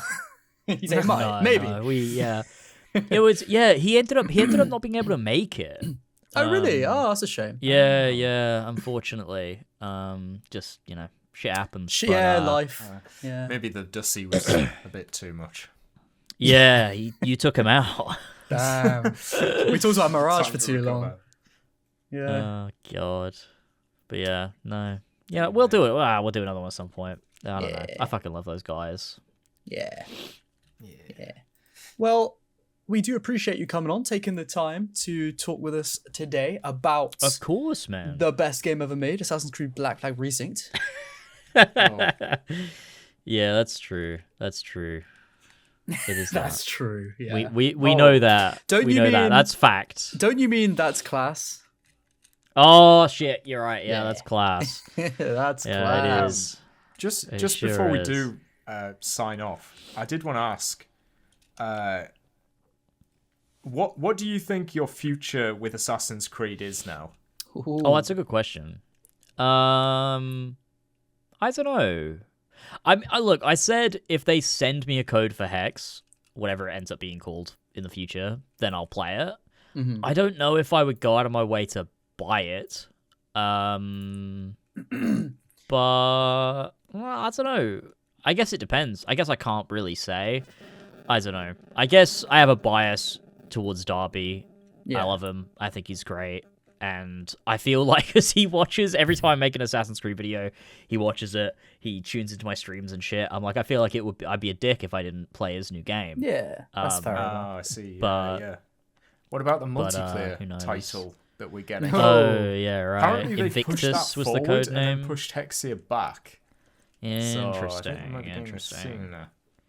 Yeah, I don't know. I get in my head, like I've said this before, like I just hope the multiplayer game is bad because otherwise I don't know how I'll not play it because I Ooh. fucking love Assassin's Creed multiplayer so much. Yeah, And mate. I've wanted them to bring it back for so long. Oh, what's So your if it's favorite good, AC multiplayer fuck. game? see, I think the best one is probably Black Flag, but my favorite is Revelations. Yes, I was exactly. Revelation's the best in my opinion. Revelations is so fucking fun. It is nowhere near as well balanced as 3 and 4 were, Yeah. but I just love it. It's just Yeah. there's something about the aesthetic, the Yeah. characters, The maps as the well are really maps. good. Yeah. Yeah.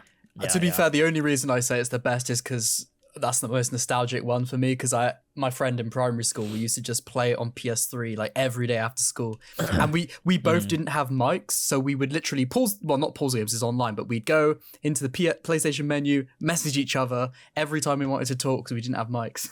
It was so annoying, but it was so fun. Oh man, Shout out that's Cameron so if fucking you're watching. funny. Haven't seen him God damn. in many years, but if he's watching, shout out. Holy shit! I had a friend. I guess Brotherhood came out when I was in year 9, I think. And How old are you I now, had a if friend. you don't mind saying? Sorry, How old are you now, if you don't mind saying? how old am I now? At 29.